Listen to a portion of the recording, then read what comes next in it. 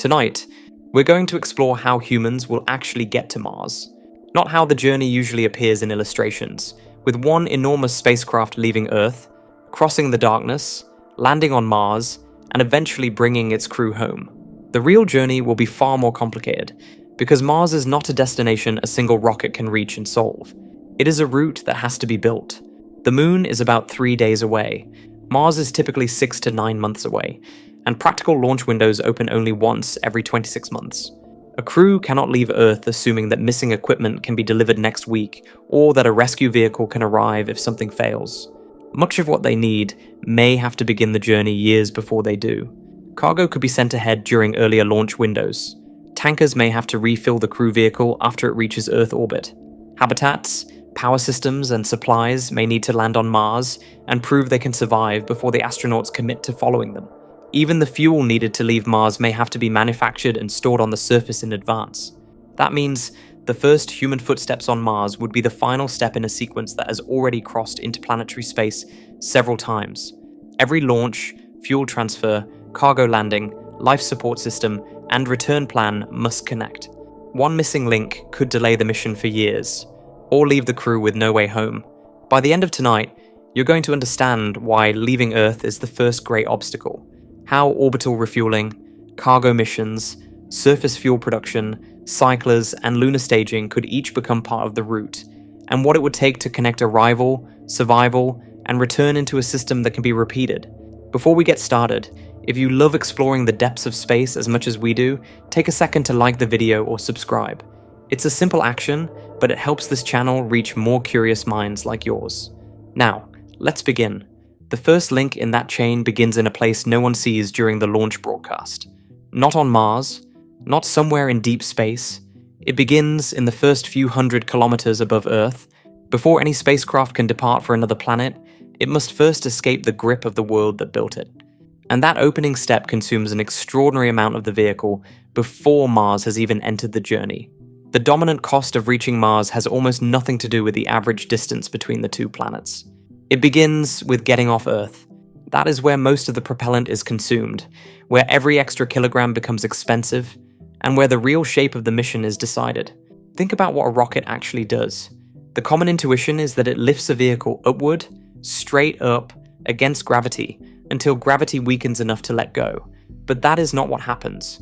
A rocket does not climb to space the way an elevator climbs to a higher floor. It accelerates sideways, fast enough that the vehicle falls around the planet instead of back down to it. Orbit is not altitude. It is a speed so high that the curve of the Earth drops away beneath the ship at exactly the rate the ship falls toward it. That sideways speed is the first threshold, and reaching it consumes an enormous share of every kilogram of propellant loaded before Mars enters the picture at all. This matters because of a pressure that has no clean exit. Every requirement of a Mars mission adds mass. More mass demands more propellant to move it. More propellant is itself more mass, which demands still more propellant to carry the propellant already on board. The vehicle grows to carry its own growth. Think of it as fuel that must carry its own fuel, a snowball of consumption that rolls larger with every addition to the manifest. There is no clever engineering shortcut that dissolves this spiral from the inside. It can be managed, distributed, staged across multiple launches, but it cannot be wished away. And the manifest for a Mars mission is not small.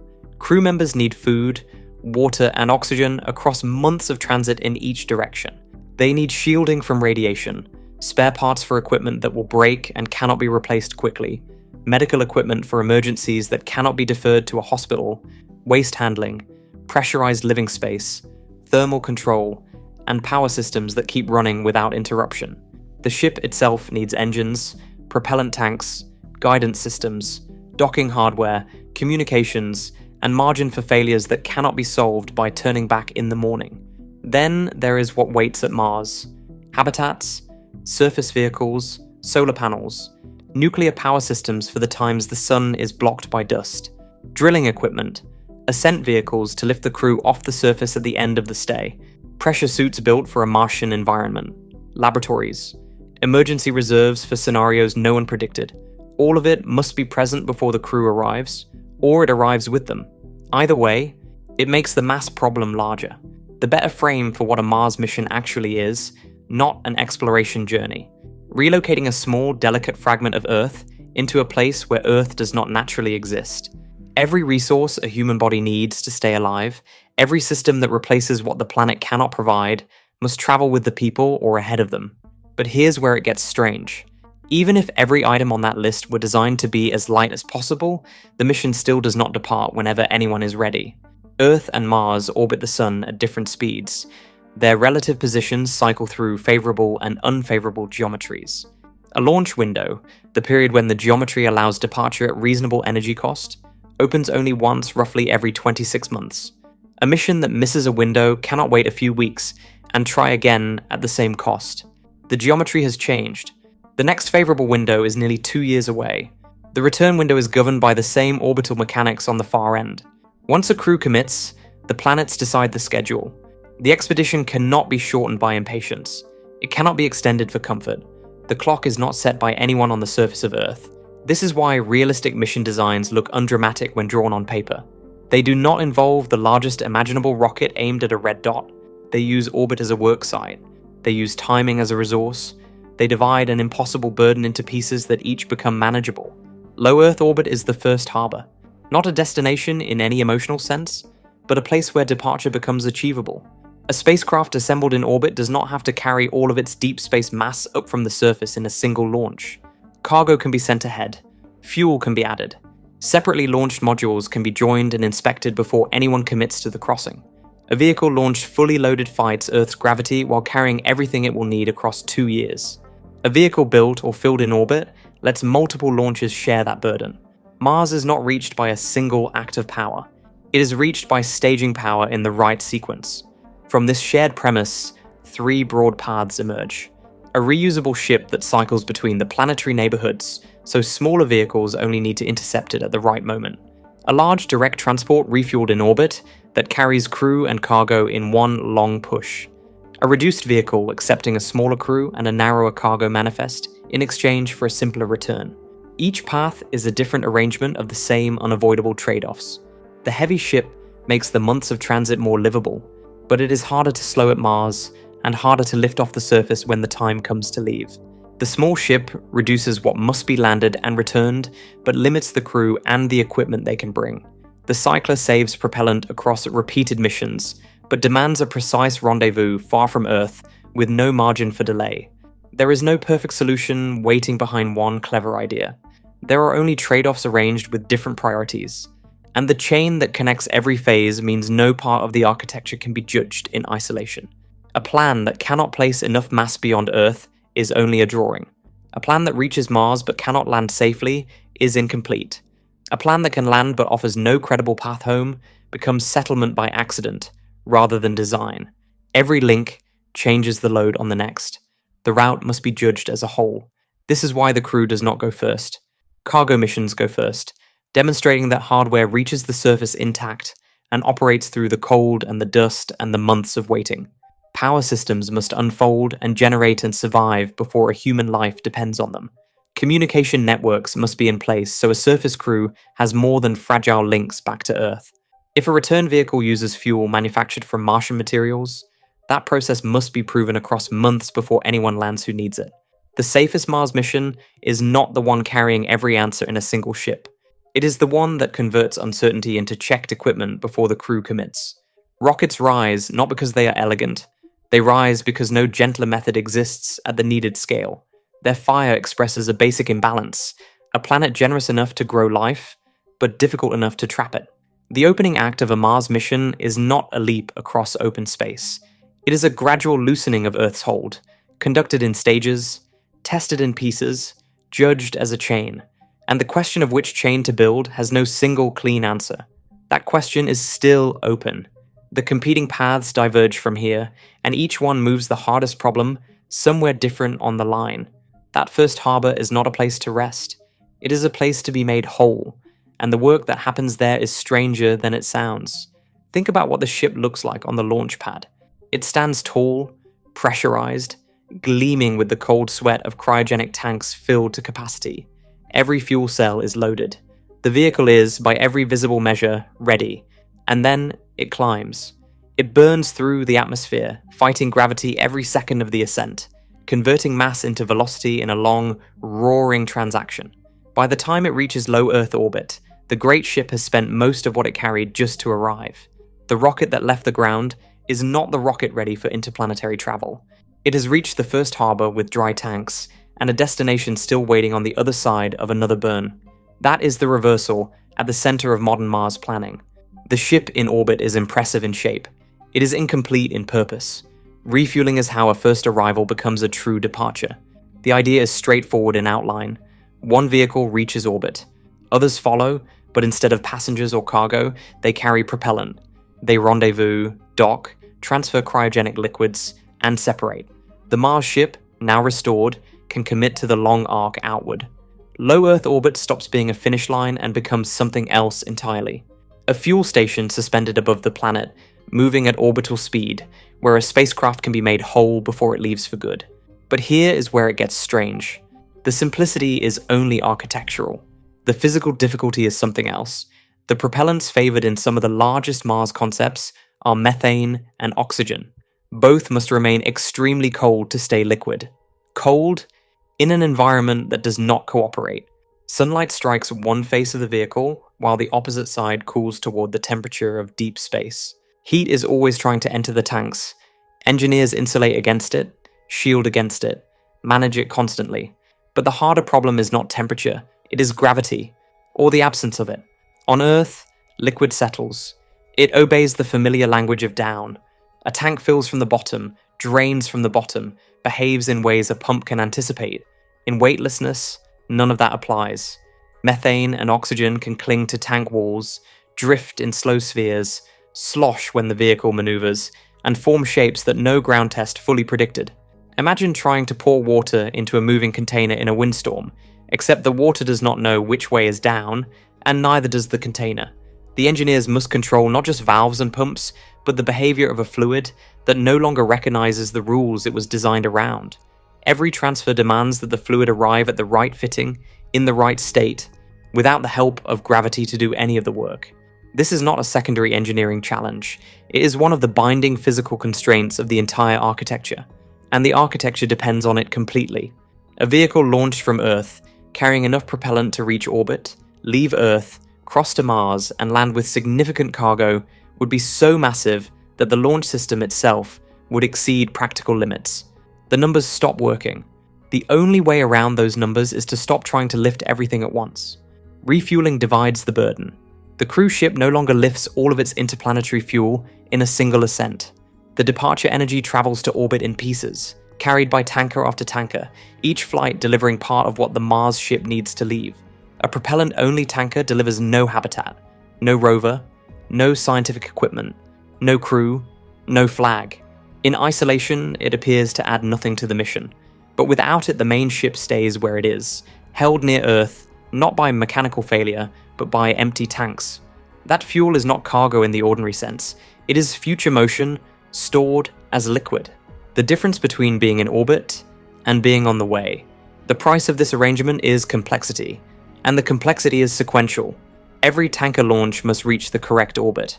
Every rendezvous must succeed. Every docking must align precisely enough to protect seals, pipes, and structural loads. Every transfer must preserve enough propellant that boil off. The slow thermal loss that bleeds cryogenic fluid into gas during the wait does not erase what was just delivered. Waiting in orbit is not passive. Power management, attitude control, system checks, and thermal regulation all become part of the mission before Mars has taken a single gram of payload. The more tanker flights required, the more a Mars expedition begins to resemble a temporary industrial operation suspended above the planet. Not a single historic countdown, not a rocket rising in fire and vanishing. Something slower, more distributed. Departure accumulated launch by launch, tank by tank, docking by docking. The first true Mars campaign may look less like a single dramatic moment, and more like a rhythm, each flight adding something invisible but essential to a vessel that will not move until all the pieces arrive. And the reliability required is not the reliability of achievement, it is the reliability of routine. Docking has been done many times in human spaceflight, but an architecture built around propellant transfer needs something more demanding than occasional success. It needs the kind of confidence that fades into the background, as ordinary as aircraft fueling on Earth, performed without drama every time. A small leak that might be acceptable in a ground test can become mission-defining in orbit.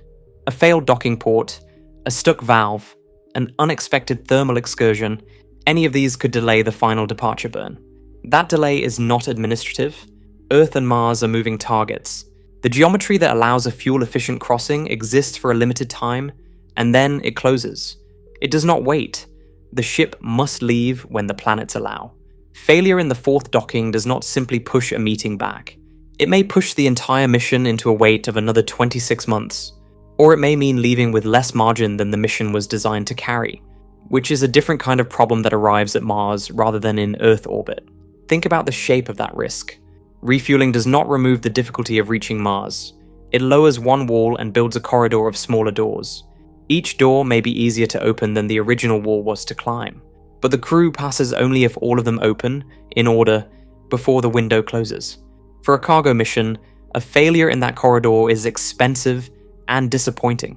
For a crewed departure, it becomes something more personal. An incompletely fueled ship may keep the crew on the ground. A ship that leaves without margin may arrive at Mars with fewer choices than the mission requires. And a mission that waits too long may find the planets have moved on. But the deeper consequence of refueling runs past any single mission. For most of spaceflight history, the spacecraft and the rocket that launched it were tightly bound. Mission shape was constrained by what could be lifted from Earth all at once. Refueling begins to loosen that bond. A ship can be designed as a vehicle for the space between worlds, optimized for the crossing rather than the climb, while tankers and boosters do the repeated labor of lifting mass from the surface. The two jobs separate, and when they separate, something new becomes possible. First refueling missions may be temporary and fragile, but the concept points further. Fuel depots, reusable tankers, storage platforms, regular traffic through Earth orbit. A Mars route becomes more believable when the space around Earth is not empty, but worked, supplied, and understood. The road to another planet may begin with plumbing, with insulation, with pressure management and thermal control and guidance software and patience.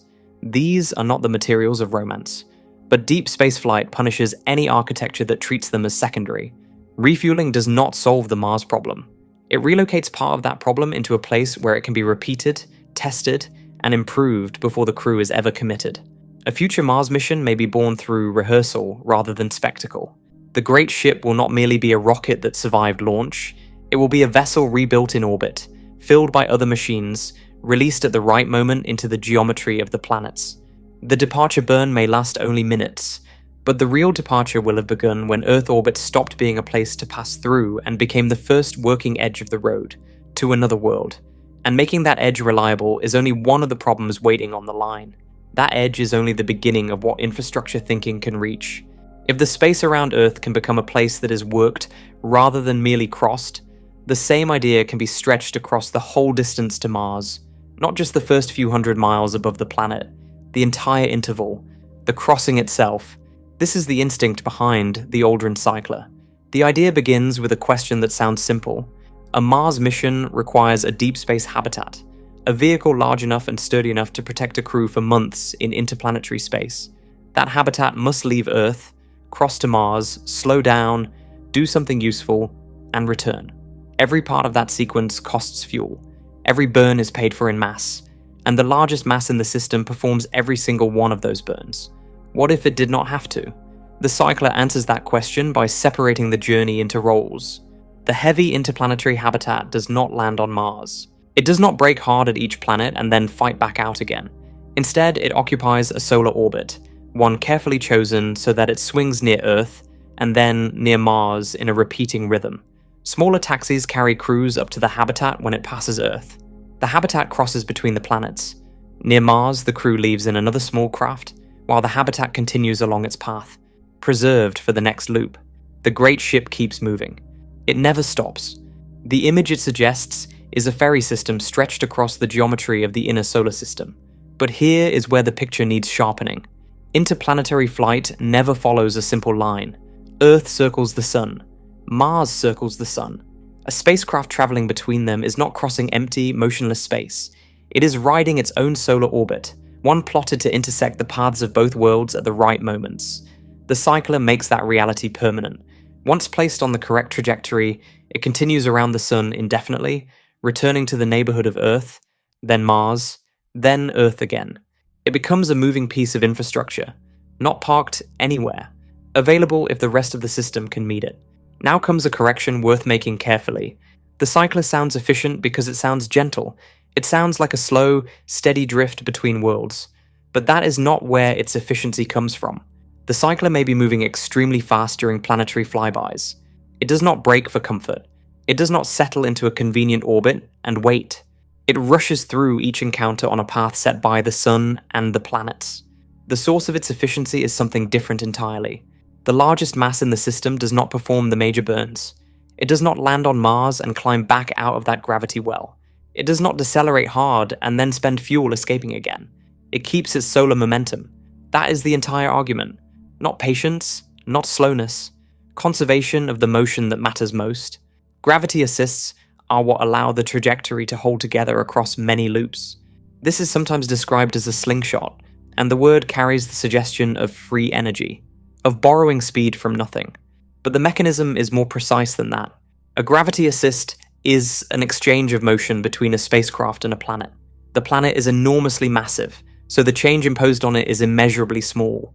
The spacecraft, far lighter, leaves the encounter with a usefully different speed or direction. For the cycler, these encounters are not occasional tricks or bonuses. They are part of the route. The planets become bends in an invisible track, redirecting the vehicle into the next leg of its long loop. The route is shaped by the planets, not merely passed through them. Buzz Aldrin understood orbital mechanics not as an abstract pursuit, but as a practiced one. Long before his later Mars advocacy, he studied orbital rendezvous at MIT and helped formalize the spacecraft meeting techniques that made human spaceflight possible. The cycler is that same thinking extended outward, built from timing, velocity, repeated encounters, and the geometry of how objects find each other in space. The habitat that stays in space can be built for the job it actually performs. Because it never needs to survive atmospheric entry, it does not have to be compact or lightweight or shaped for a planet's surface. It can be large. It can carry radiation shielding adequate for months in interplanetary space, not merely days of emergency survival. It can carry exercise equipment, redundant life support systems, workshops, stores, a layout designed around habitation rather than endurance. And when it swings near Earth, it can receive upgrades. Each loop is an opportunity to improve the vessel rather than retire it. The mass argument, stated plainly, is this. If humans travel to Mars many times, a reusable interplanetary habitat accumulates value with each crossing. The more mass that remains in space, the less often Earth must lift the same protective shell, the same structural frame, the same internal living volume from the ground. Earth launches become taxi launches. Mars launches become taxi launches. The great ship keeps moving between them. In its most persuasive form, the cycler is an argument for leaving heavy things where they are useful. And that reframing extends to every part of the architecture. A single large spacecraft must carry the burdens of launch, the deep space crossing, landing, surface operations, ascent, and return. The cycler distributes those burdens across specialized vehicle classes. The interplanetary environment is handled by one type of vehicle, built for that domain. Planetary departure and arrival are handled by another, smaller, and optimized for its own demands. Surface operations are handled by a third. A Mars lander does not need to be a months-long deep space habitat. A deep space habitat does not need to survive the violence of atmospheric entry. An Earth taxi does not need to carry months of food and air. Each vehicle built for its own domain. Modular systems can sometimes grow more safely than a single machine asked to do everything. Within Aldrin's broader thinking, the Moon fits into this picture not as a destination, but as preparation. Spacecraft assembly, operational rehearsal, fuel logistics, and deep space living can all be practiced in the Earth-Moon system before the same patterns are extended toward Mars. Close enough that a failure can be studied without becoming immediately fatal at interplanetary scale. Harsh enough to teach what Earth orbit cannot. A cycler assembled or supported through cislunar infrastructure belongs to a larger transportation network, one that pushes human activity outward in layers rather than leaps. The central reframing the cycler offers is this. Mars colonization is often described as if the entire challenge is building a vehicle powerful enough. The cycler suggests a different goal. Build the road, not just the car. Organize the distance itself into a scheduled route. Turn a crossing into a passage. But building that road has requirements of its own, and they are not small.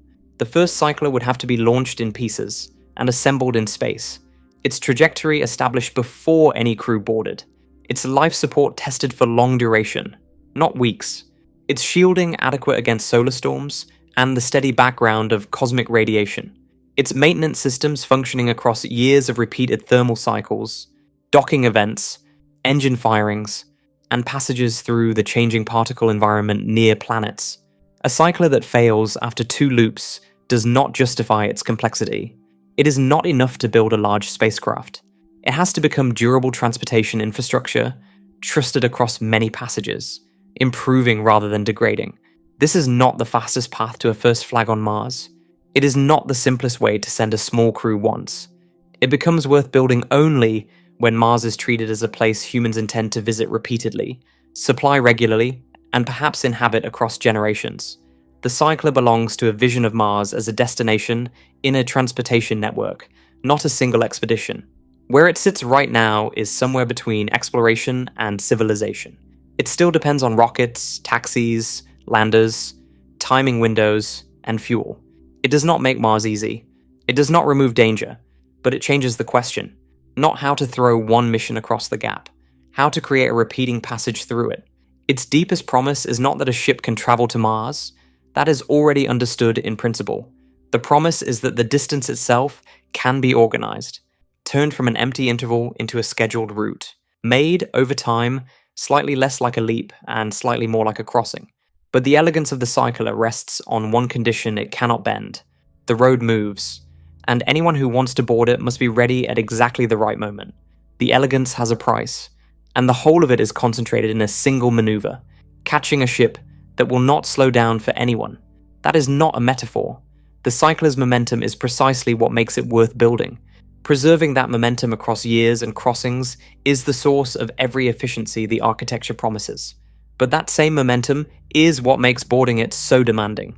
To meet a cycler in transit, a smaller crew vehicle must leave the relative safety of Earth's orbital neighborhood, cross a widening gap, and arrive at a point in space where the larger ship happens to be passing. The interplanetary habitat does not pause. It does not hold station. It follows its solar path, and the taxi must become part of that same motion. Launch at the correct time, burn with the correct energy, correct its trajectory with limited propellant, and dock before the geometry closes and the opportunity disappears. Here is the part that changes the nature of the problem. This is not simply a navigation challenge. It is a commitment. Once the taxi has spent the propellant needed to accelerate toward the cycler, it may not have enough left to stop, turn around, and return safely to Earth. The efficiency of the cycler has been purchased by relocating the decisive risk. It no longer lives in the long crossing. It lives in the boarding maneuver itself. In low Earth orbit, spacecraft meet other spacecraft regularly. The techniques are well understood. Controllers have long experience, and rescue or abort options remain within reach. A cycler encounter extends the same basic idea into a far less forgiving setting. The spacecraft are no longer matching orbits a few hundred kilometers above Earth. They are meeting along interplanetary trajectories, where launch timing, first burn accuracy, and every subsequent correction compound into a single narrow window. A small error early in the chase does not stay small, it grows. Think of an archer adjusting aim by a fraction of a degree at the moment of release. At 10 meters, the arrow drifts slightly. At a kilometer, it misses by a wide margin. A trajectory correction that looks manageable on a planning chart becomes a widening gap when the target is not waiting for anyone to close it. Predictability does not help as much as it sounds. The cycler's path is known. Engineers can calculate where it will be years in advance, but predictability only means the failure can be foreseen with uncomfortable clarity. There are 3 specific ways the boarding maneuver can go wrong, and each one is final in its own way. The taxi can reach the meeting point too late, in which case the cycler is already passed and the window is gone. It can arrive at the wrong closing speed, in which case a safe docking becomes physically impossible and the attempt risks structural damage to both vehicles. Or it can spend too much propellant correcting its approach trajectory, consuming the reserve that was intended to protect the crew if something else went wrong later. 3 failures. 3 different mechanisms. The same outcome. The mission does not continue as planned. The vehicle being asked to perform this maneuver has almost no room to carry the margin it needs. It must be light enough to launch from Earth with fuel remaining, and fast enough to accelerate toward a moving interplanetary target. Yet it must also carry humans, which means life support, docking hardware, emergency supplies, and enough propellant to complete the final approach. Every kilogram added to make it safer in one way makes the chase harder in another. It cannot simply be enlarged. Unlike the main habitat, which was freed from planetary entry and designed around habitability, the taxi exists for a brief and violent purpose: bridge the gap between a planet's orbital neighborhood and an interplanetary trajectory, and do it quickly. The crew may only have a limited period before the life support margin runs thin and docking becomes necessary. That period does not forgive delays. The answer was stranger than expected. The safest place for the crew during the months of interplanetary crossing is the large, shielded, well-supplied habitat, the place they need to be. And the act of reaching that place is one of the least forgiving operations in the entire route. The most protected part of the journey is separated from the crew by the most precise maneuver. The approach itself unfolds in stages. Long before the vehicles come close, the taxi shapes its path through a sequence of burns. Some raise its orbit, some drive it outward, others refine the intercept. Each burn is measured not only by the speed it adds, but by the timing it preserves. Because the taxi is not aiming for where the cycler is. It is aiming for where the cycler will be when both vehicles arrive at the same location. The target is partly invisible. It is a future position calculated from gravity, thrust, and the clock. Miss that calculation and the hardware never arrives at the right place, even if everything else worked perfectly. As distance closes, the crew and the ship's autonomous systems begin tracking relative motion. Navigation sensors convert the planned intercept into a controlled final approach. The last few kilometers may seem gentle compared to the earlier chase. They are not gentle in consequence. Docking ports must align within tight tolerances. Relative speed must fall within a narrow, safe range. Large masses moving near each other generate interaction forces that guidance systems must stay ahead of. And here is a counterintuitive truth about risk ordering. A docking that fails nearby may be more dangerous than a rendezvous cleanly missed from far away. A clean miss leaves 2 vehicles intact, separated, each with its own options. A failed close-range attempt can leave damaged docking hardware, wasted propellant, and no straightforward path back to anything. Once committed to the chase, the taxi cannot loiter. There is no alternate harbor within reach. The route between worlds is sparse. A spacecraft moving from Earth toward a cycler is in an energy state chosen for one purpose. It cannot assume another large habitat will pass conveniently nearby. It cannot divert to an intermediate waypoint and wait. The system works because objects are placed in the right positions at the right times, and because every part of the architecture trusts the other parts to appear as planned. That trust cannot be replaced by options that do not exist. Designers have ways to reduce the dependence on perfect execution. Cargo taxis can rehearse the chase before any crew boards one. Uncrewed vehicles can practice the docking sequence. Automated systems can handle the final approach without requiring human hands on controls.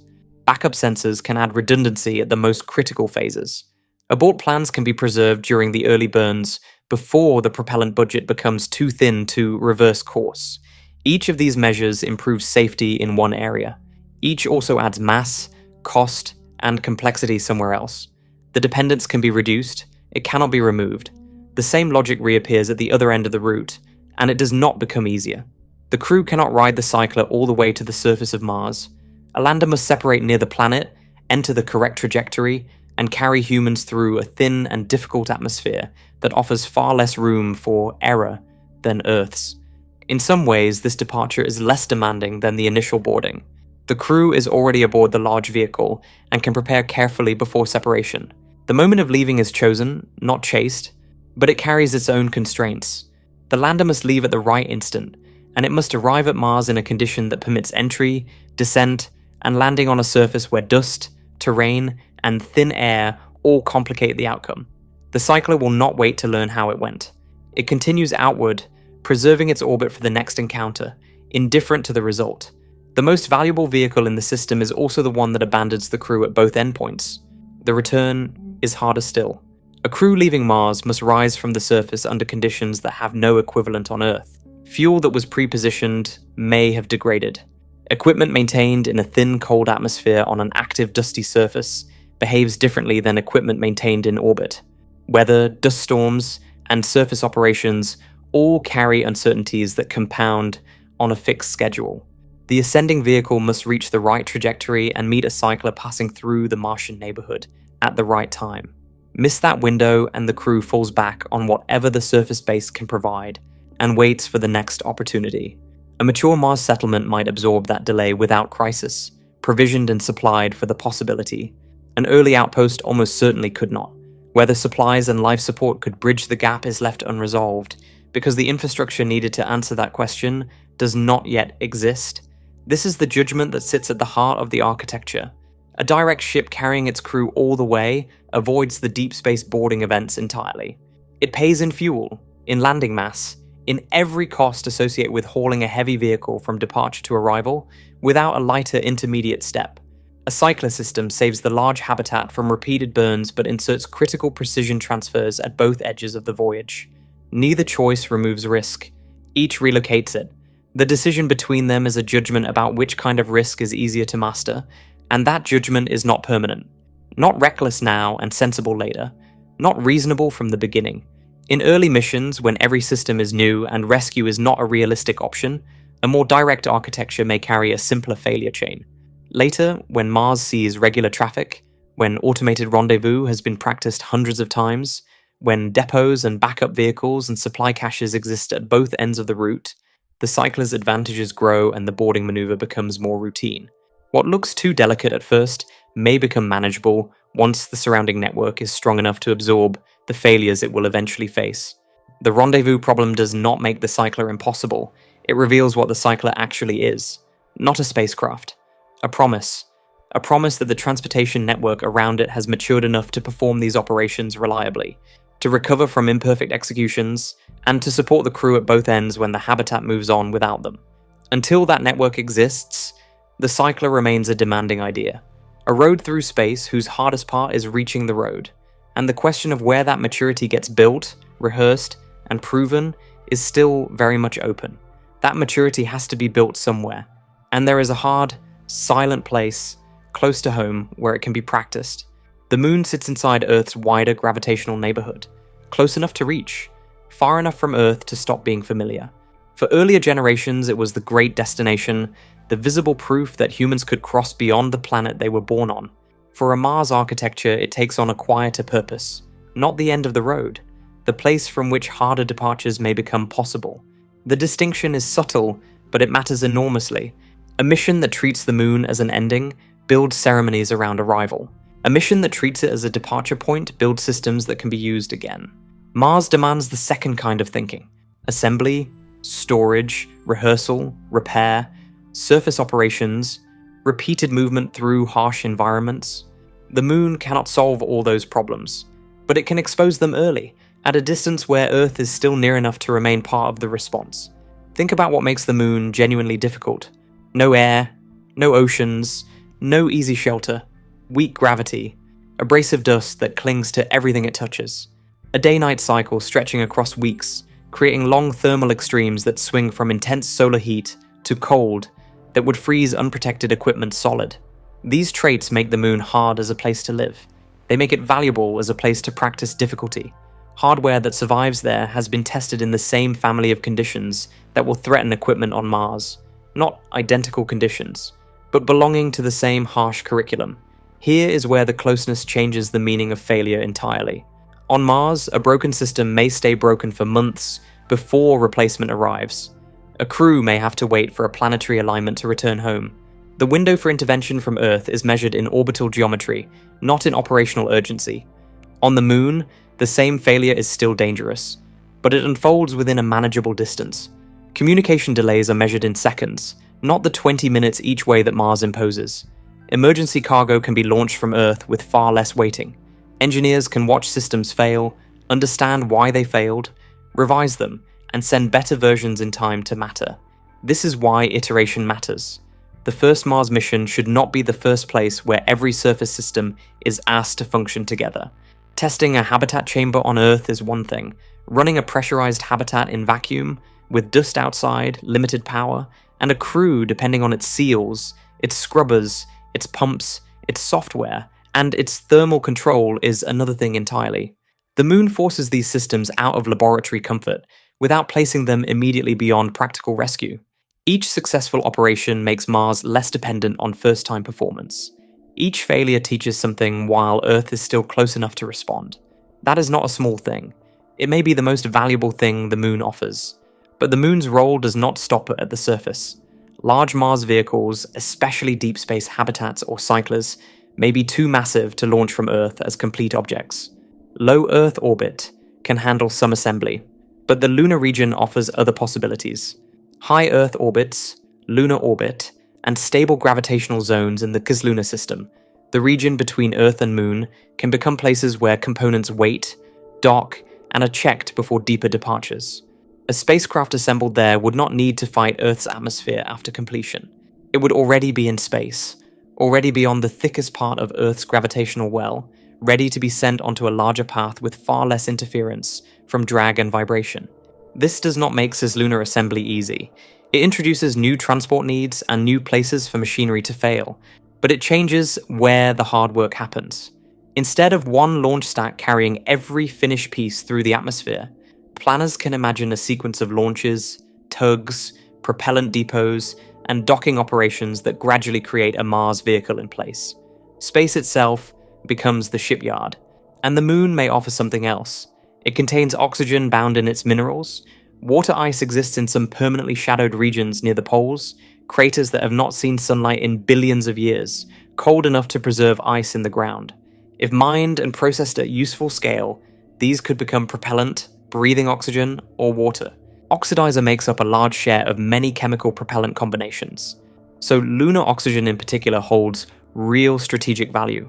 A depot supplied partly by lunar materials could reduce the mass that must be lifted from Earth for some missions, or increase the margin available to spacecraft leaving cislunar space. But the reality was different. The physics and chemistry of extracting lunar water are understood in broad outline. The industrial reality is not. Ice must be located precisely, then extracted from cold and difficult terrain, from craters in near-permanent darkness, using machinery that must operate at temperatures cold enough to make metals brittle. The ice must be purified, split into its components or stored, moved into tanks. Power must be delivered, heat managed, dust controlled at every step. And all of this has to work reliably, repeatedly, at scale, before it becomes useful to anyone. A kilogram of lunar water is not useful to a Mars ship because it exists in the ground, not waiting to be used. Not a resource until an entire chain of machines, none of which exist yet, turns it into a dependable supply. That chain is still a major engineering frontier. Lunar oxygen may never compete economically with Earth-launched propellant in every case. The infrastructure would be heavy, expensive, and slow to build. Whether extraction can reach useful industrial scale is genuinely unresolved. But over a long campaign, producing even part of the needed consumables away from Earth could alter the economics of repeated deep space travel. That possibility is real enough to matter, even if the path to it is uncertain. What the moon can develop, even without industrial-scale resource production, is significant. Crews practicing long-duration living outside low Earth orbit. Autonomous systems tested across months. Surface construction methods refined before being trusted on Mars. Radiation shelters built and measured under real conditions. Dust mitigation turning from a laboratory problem into a solved operational one. Closed-loop life support stressed under conditions resembling a real mission more closely than any ground test can replicate. Each of these, practiced on the moon, arrives at Mars already understood. But here is the risk that none of the promise cancels out. The moon could become a distraction. A lunar base can absorb money, engineering attention, launches, and political energy. All of it finite. All of it competing with Mars cargo, Mars transport, Mars surface hardware, and the long supply chain a crewed Mars mission demands. A staging strategy is useful only if it continues pointing outward. If lunar infrastructure becomes an end in itself, something changes that cannot be easily reversed. The bridge may stop at its first pillar. The argument over the moon is not about science or symbolism. It is about sequence. For Mars, the moon is valuable when it lowers risk, proves systems, develops infrastructure, or supplies material otherwise harder to obtain. It is less valuable when it becomes a substitute for confronting the uniquely Martian problems that no lunar program can solve. Entry through a thin Martian atmosphere, landing on a surface with different gravity and different dust, producing propellant from Martian resources, not lunar ones, surviving a return journey timed to planetary alignment. The moon cannot rehearse those problems. It can only prepare the people and machines that will eventually face them.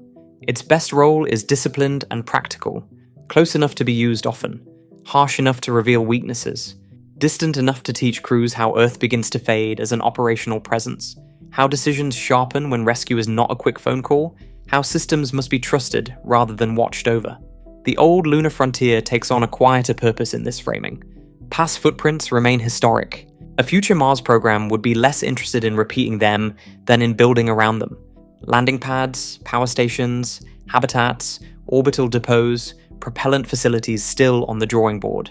Not monuments to the moon alone, the first rough pieces of a road outward. Mars would still demand its own solutions, its own machines, and its own kind of courage.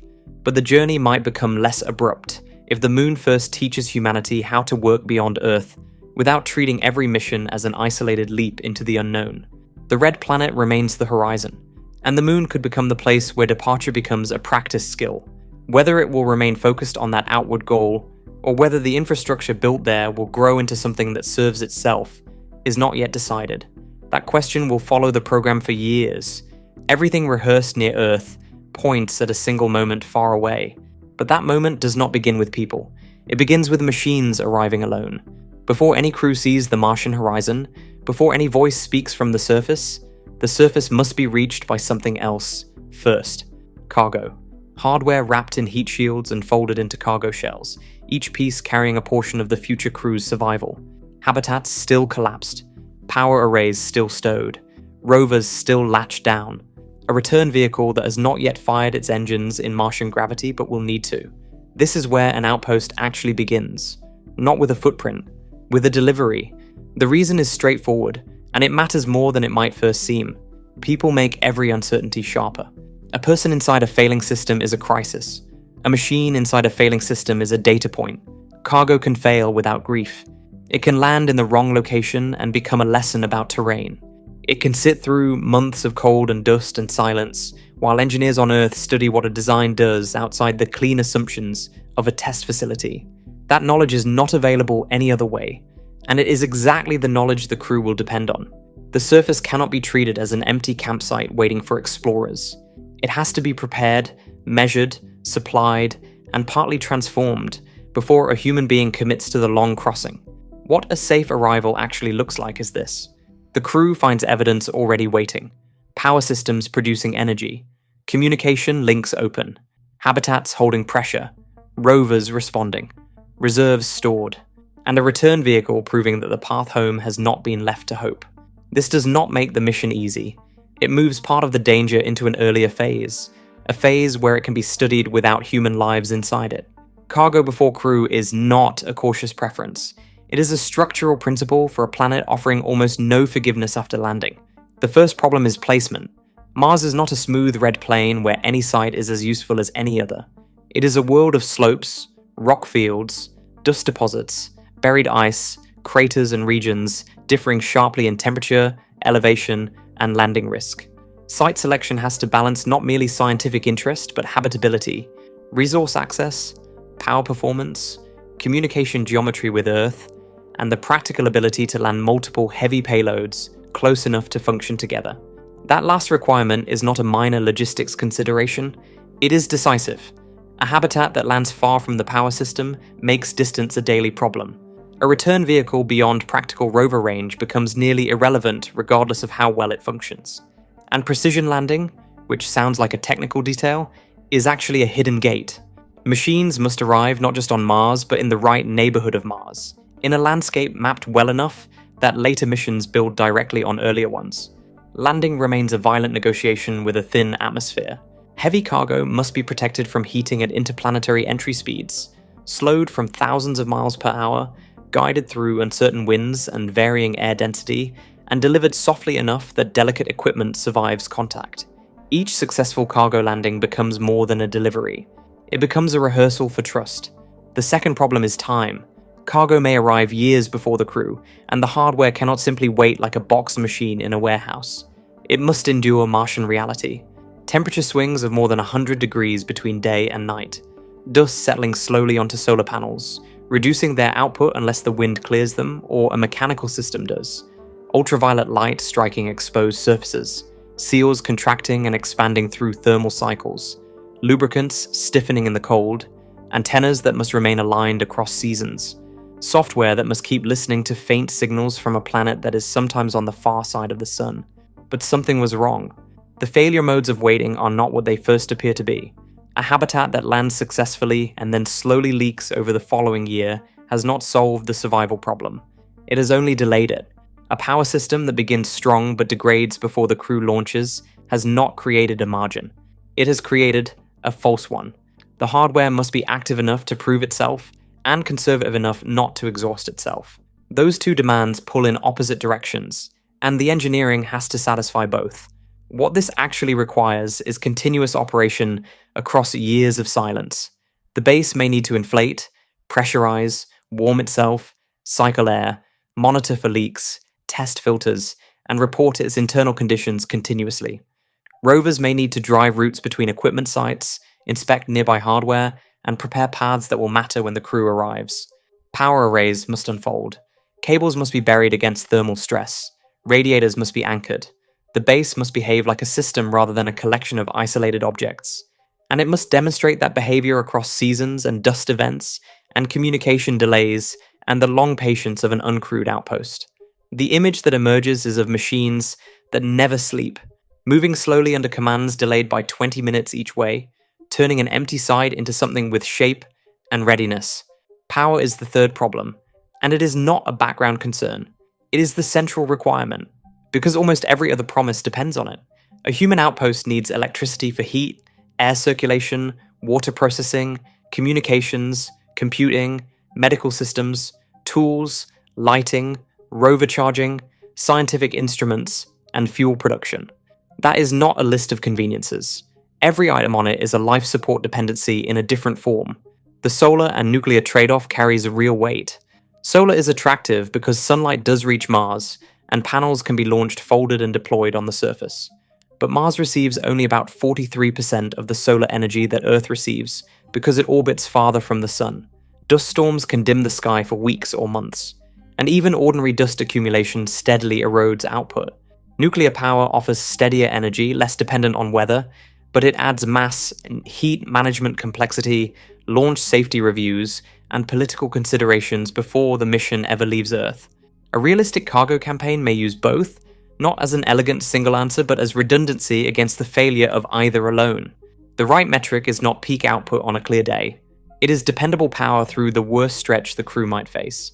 Low energy survival modes, stored reserves, and the ability to keep the most critical systems alive when production falls. Because without power, the habitat is a sealed shell. The rover is a parked mass. The drill is a sculpture. And the fuel plant is only an intention. Water is the fourth problem. Mars has water ice, but not always where engineers would prefer, and not in a form that can simply be collected. Ice may lie beneath a layer of soil, mixed with salts, locked in ground that is extremely cold, or in regions that create their own landing and temperature challenges. Reaching it requires drills, heating systems, separators, storage tanks, filters, and plumbing designed to prevent water from refreezing in the wrong places at every step of the process. Water matters for reasons well beyond drinking. It is life support, radiation shielding in quantity, hygiene, agricultural research, and a chemistry feedstock for reactions that produce other materials. Split into hydrogen and oxygen, it becomes propellant components. Combined with carbon drawn from the Martian atmosphere, it can support methane fuel production. Water on Mars connects to almost every other resource and survival system. But here is the distinction that changes how the problem must be approached. Every useful form of water on Mars begins as extraction, a map that suggests ice is not the same as a pipe that delivers it. Orbital data can show where ice likely exists. It cannot confirm that a drill at a specific site will reach ice at a practical depth, at a practical rate, in a form that a purification system can process and store. The first cargo systems sent to the surface must demonstrate that local resources can actually be reached. If they cannot, later crews must bring more mass from Earth, and the compounding problem that in situ resource use was meant to reduce returns in full. In situ resource use is not a phrase that makes mass disappear. It is a wager that machines can turn planetary material into survival supplies before the crew needs them. The fifth problem carries a different weight. It is less a technical challenge and more a moral center of the entire sequence. The return vehicle must be sent first. One could imagine a crew landing on Mars with no prepared ascent system already waiting. But a mission accepting that condition accepts a level of dependence difficult to justify for early exploration. The safer architecture sends the return system ahead, lands it, checks it, and verifies that it can either store enough propellant or produce enough propellant to launch the crew back toward an orbital rendezvous or a direct return path. That vehicle may be the most important cargo ever placed on Mars. Not the habitat, not the power system. The return vehicle. It is the difference between exploration and abandonment. If fuel must be made locally, the plant must be running before humans leave Earth. Tanks must fill. Pressure must be measured. Valves must operate in actual Martian cold. The chemistry must tolerate dust, limited maintenance, and the constraints of the specific site chosen for landing. Power must be sufficient not in theory, but in the real environment. Only when the return path is confirmed on the surface, verified by actual measurements from an actual place, does a crewed launch from Earth become a mission rather than a gamble. When all of this comes together, the meaning of the first footprint changes. The astronauts would not arrive into pure unknown. They would arrive into a place already touched by human intention. A habitat perhaps already pressurized and waiting. A rover that has already driven the route between landing pads. A cache of food and water already stored under protective cover. A fuel tank perhaps already full. Machines that have been there for years, working in the dark, testing themselves against the cold and the dust and the silence, never sending back a complaint, only telemetry. The first step onto Mars would still be historic, but the deeper achievement would be the hidden patience that made the step survivable. Before any human voice speaks from the surface, the planet must answer through its instruments. The base must show it can hold air. It must show it can make power. It must show it can store water, communicate, and preserve a way home. Only then does Mars become not safe, but prepared. That preparation is likely the true beginning of human presence there. A slow arrival made by cargo ships and robots and systems, testing themselves against the red ground until the empty site is no longer empty. Until the first crew is not landing at the edge of a dream, but at the first rough outline of a place that can keep them alive. The machines will have been waiting like quiet proof, and the question of what vehicle carries the crew to that prepared surface is its own argument entirely. That question, what the vehicle should actually be, has a specific answer from one direction of thinking, and the answer begins with a suspicion about scale. Robert Zubrin's argument for a smaller Mars vehicle does not start with a preference for modesty. It starts with a structural observation. Every kilogram that arrives at Mars has already survived one violent deceleration through a thin atmosphere. Every kilogram that lands must eventually be lifted off the surface again. A larger vehicle carries more people and more equipment, but it also carries more mass that must be forgiven twice, once by the sky and once by whatever fuel plant can be assembled on the ground before departure.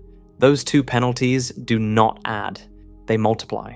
The atmospheric contradiction at the center of Mars planning has been noted before. The air is thick enough to create intense heating during entry. It is too thin to provide generous braking for a heavy vehicle. A small robotic lander arriving at limited mass can combine a heat shield with a parachute and retro rockets, or airbags, or a sky crane lowering it carefully to the surface. Those methods work at the masses they have been tested against. They do not scale upward indefinitely. Parachutes become difficult when the descending object is heavy and moving fast. Heat shields become structurally demanding. Engines must ignite at the right moment while descending through atmospheric conditions that vary with the season and the terrain and the dust. A smaller vehicle arriving at Mars does not solve these problems, but it lowers the total energy that must be removed before touchdown. It can begin powered descent earlier. It can carry less structural mass into the final burn. It places less stress on every system when the ground rises to meet it. The difference is survivability expressed through mass. But the harder argument is not the landing. The harder argument is what comes after. A full-size Mars transport requires an enormous quantity of propellant to leave the surface and begin the journey back toward Earth, or an orbital rendezvous. If that fuel is not brought from Earth, it must be made on Mars. The chemistry for this is understood. Water ice, extracted from the ground, provides hydrogen. Atmospheric carbon dioxide provides carbon. Processed together with electrical power and the right equipment, they produce methane. Oxygen comes along as the oxidizer. The chemistry is not in dispute. The scale is the hazard. A large vehicle demands a large fuel plant to match it. A large plant requires a large power supply. A large power supply requires large hardware to be delivered, assembled, and made operational. Large storage tanks must hold the finished propellant without significant loss across months of Martian conditions. Every part of that chain must work reliably before the crew can depart, not one part failing gracefully while the others compensate. All of it, together, across an extended period, far from repair. Here is where it gets strange. The smaller vehicle does not remove the need for that chain. It changes the scale of it. A reduced descent vehicle can be matched to a smaller power field, fewer storage tanks, and less extracted water. That matters in isolation, but it matters far more because of what follows. Mass on Mars does not travel alone. It drags other mass with it. Less propellant required for the ascent vehicle means less power generation needed to produce that propellant. Less power equipment means less cargo mass to be delivered in the first place. Less cargo mass means fewer launches, or more room within the same launches for redundancy. More redundancy means a more survivable crew. That chain does not stop at one link. It propagates through the entire base architecture. A single reduction in landing mass echoes outward through power systems, cargo manifests, launch schedules, and safety margins.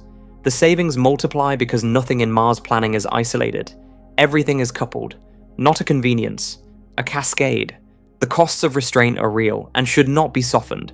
A smaller vehicle carries less internal volume, less cargo capacity, and less flexibility during the surface stay. It cannot bring the same settlement equipment as a large transport.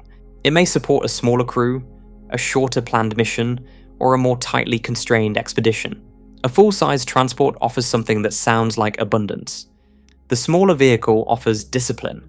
The first mission behaves less like the opening of a city and more like the establishment of a prepared research outpost. That is a significant reduction in ambition, at least in the near term. But Mars will not respond to the ambition.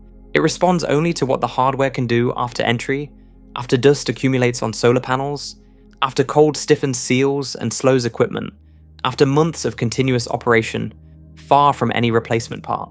The plan before departure and the planet after arrival are two different conversations. The smaller vehicle also changes the nature of how a base can grow.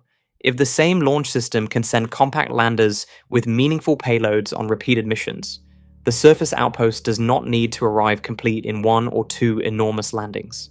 Each mission can add a habitat module, a power unit, a rover, a storage module, a fuel plant component, or a pre-positioned return vehicle. The outpost becomes modular. A lost cargo vehicle becomes a serious setback, rather than a mission-ending failure. The entire campaign is no longer concentrated in a small number of spectacular arrivals. Repetition teaches. The first compact lander carries information about entry heating, about dust behavior, about terrain interaction, about how plume exhaust disturbs the ground on final descent.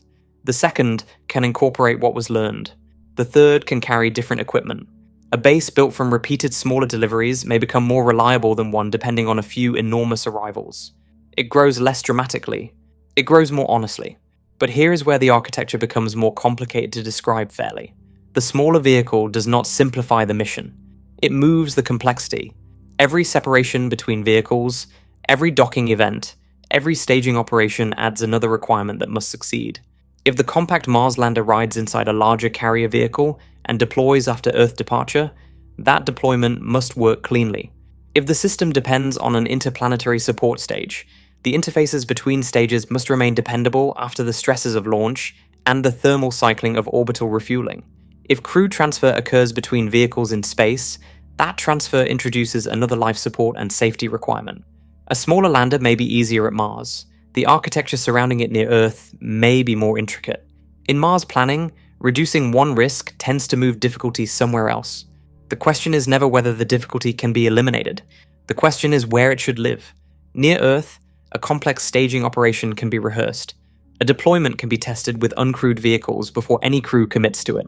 A failed interface can be diagnosed and repaired in a place where rescue is not impossible. An oversized landing burn at Mars happens once, far away, with a crew already committed, and no margin remaining for correction. Those are not comparable problems. One sits where it can be practiced and learned, the other sits where it cannot. That is the real argument the smaller vehicle makes. Not that it is a compromise between large and small, not that it is the modest choice for the cautious planner. It is a statement about where risk should live. The most uncertain and violent phases of the mission, arrival through a thin atmosphere and departure from a low-gravity world that cannot be escaped without fuel the planet must produce, should be made as modest as possible, even if that requires more structure and more staging operations closer to Earth. Return reliability placed above settlement scale. The ability to leave Mars made more certain, even at the cost of bringing less to it. A mature Mars system may eventually demand huge cargo capacity, repeated tanker flights, and large surface vehicles to support something resembling a settlement. But the first crews may not need the largest possible ship. They may need the ship most likely to land, most likely to refuel, and most likely to leave. Before a planet can be settled, it must first be reached with a vehicle the planet can actually let go again. That is what the smaller lander is arguing, not against ambition but for staging it. Cutting the first bridge into smaller spans, so each one has a better chance of holding. What happens to a vehicle once it finally commits to that atmospheric entry? Once the heat builds, and the thin air begins its imperfect work of slowing something enormous to a survivable speed, is a separate and demanding question. Whatever size the vehicle, and wherever the risk has been moved, one moment stays fixed for all of them. The few minutes in which interplanetary speed has to become contact with the ground. No architecture escapes it. No careful staging near Earth. No modular delivery plan. No cycler orbit resolves it in advance. Every road to Mars ends at the same narrow gate above the planet. The gate is not empty space. It is an atmosphere. And the atmosphere of Mars is the source of the problem. Mars sits in what might be called an uncomfortable middle state. Its air is real. It is not the vacuum of the Moon, where a descending craft faces no resistance and no heating, only the need to slow itself with rockets alone. Mars has an atmosphere thick enough to compress the air in front of a fast-moving spacecraft, to heat that compressed air into a plasma environment, and to shake and buffet the vehicle as it plunges downward. But the same atmosphere is too thin, too sparse, to decelerate a heavy lander the way Earth's air slows a capsule returning from orbit. Just enough air to create danger. Too little to remove it. That contradiction is not a detail. It is the founding constraint of every Mars landing ever attempted, and it becomes harder with every kilogram added to the vehicle. A spacecraft crossing from Earth to Mars carries the energy of a body that has fallen through the sun's gravity from one planetary orbit toward another. That energy cannot be reasoned away. It has to go somewhere. On Earth, the thick atmosphere absorbs much of it across a wide braking corridor. On the Moon, rockets take all of it. On Mars, the atmosphere takes some, and the rockets must take the rest. And the balance between those two contributions has to be managed precisely in a sequence that leaves almost no room for error. The ship is still falling when the decisions must be made. Heat is the first problem. As the vehicle strikes the upper atmosphere, the air in front cannot get out of the way fast enough. It compresses. It heats. It reaches temperatures at which it begins to behave more like a glowing gas than ordinary air. The vehicle's heat shield absorbs that energy, but not the way insulation in a wall absorbs warmth by simply blocking it. An ablative shield is designed to consume itself. Its outer material chars, melts, and is carried away as it burns off, taking energy with it as it goes. The loss is controlled. The structure beneath survives because the outer layer sacrifices itself. Robotic landers have used this principle successfully for decades, but a small lander can hide behind a relatively compact shield. A human lander carrying habitats, propellant tanks, engines, supplies, and structural margin requires a much larger protected shape, one that must survive higher loads and remain stable as the atmosphere changes beneath it, not only keeping the craft from burning, but guiding it accurately toward a landing zone that may already contain cargo, power systems, and a prepared return vehicle. The picture did not hold. The atmosphere does not cooperate passively. It varies. Mars has weather, dust, seasonal changes, and shifts in density that alter the braking force available from one season to the next, and from one altitude to the next. Elevation matters in ways that directly constrain where a human base can be placed. A high landing site gives the spacecraft less atmosphere above it for braking. Low basins offer more air column, more opportunity to shed speed before the ground arrives. But the best sites for water ice access, solar power, communication geometry, and safe terrain are not necessarily the lowest sites. Every consideration pulls in a different direction. The descent must thread all of them at once, through a corridor that is narrow in both physical and metaphorical terms. Too steep an entry and the heating and deceleration loads rise sharply, placing everything aboard at risk. Too shallow and the spacecraft may skip off the upper atmosphere, overshoot the landing zone, or fail to descend in time. The planet acts as a filter. Only certain combinations of mass, shape, speed, and entry angle survive the passage. Parachutes help. They have been essential to most successful Mars landings. But they have a ceiling. A parachute must deploy at high speed in thin air, inflate correctly without tearing, and provide enough drag to matter. For the mass of a human-class lander, the drag available from even a very large parachute may not be sufficient on its own. Advanced decelerators, including inflatable devices that deploy a large drag surface at supersonic speed, offer more capability than a traditional chute. But each of them must still be tested at conditions that Earth's atmosphere cannot fully replicate because Mars is not Earth. Its gravity, its air density, its dust, and its entry speeds produce a different final problem. The most dangerous assumption in Mars landing design may be the one that expects similarity where difference is what matters most. Powered descent bridges the gap. Rockets can do what thin air cannot. They can slow a spacecraft decisively in the final phase, control vertical speed with precision, and place the vehicle within meters of the intended spot. But engines that have spent months idle in deep space must ignite correctly while the vehicle is still falling, throttle smoothly without instability, and keep their exhaust from turning the Martian surface beneath the lander into a cloud of rocks and fine particles capable of damaging nearby hardware. Fire too early and propellant runs out before touchdown. Fire too late and the surface arrives before the spacecraft is ready. The final burn is not a flourish at the end of a long journey. It is the narrow margin where all the planning either holds or does not. Larger vehicles make every one of these problems harder. A full-size transport arriving at Mars carries immense momentum, and every ton of mass is energy that must be removed before anything reaches the ground intact. Some Mars architecture concepts use lifting body shapes, vehicles designed so the craft's own form generates aerodynamic forces during descent, spreading deceleration over more time than a straight plunge would allow. That helps, but such a vehicle must remain controllable in hot, turbulent atmospheric flow, and at some point it must transition from belly-first braking to engines-first landing, a maneuver that must happen with precision while altitude is disappearing. Now consider the mass comparison that sets the scale. Robotic Mars landers have ranged from hundreds of kilograms to roughly 1,000 kilograms for the heaviest systems. Human-class landers must deliver living space, ascent capability, radiation shielding, food, water, and equipment measured in tens of tons. The gap is not an incremental engineering step. It is a qualitative crossing, not a refinement of what worked before. A different category of problem. Robotic heritage inspires confidence. It cannot be copied directly. The first crude descent will need the discipline of everything that came before it, and the humility to recognize how much remains untested at the scale a crew actually requires. Precision then enters as an additional demand on top of everything else.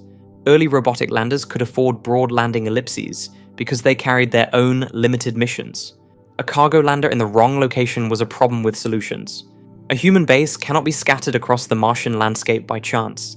Habitats, power units, rovers, ascent vehicles, and supply caches must arrive close enough to connect. That means the descent system cannot simply survive.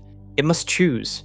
During the final approach, while altitude is disappearing and propellant is running low, the guidance system must read the ground beneath it, compare what it sees with stored maps, identify rocks, slopes, craters and dust fields, and divert if necessary while still preserving enough fuel to complete the landing.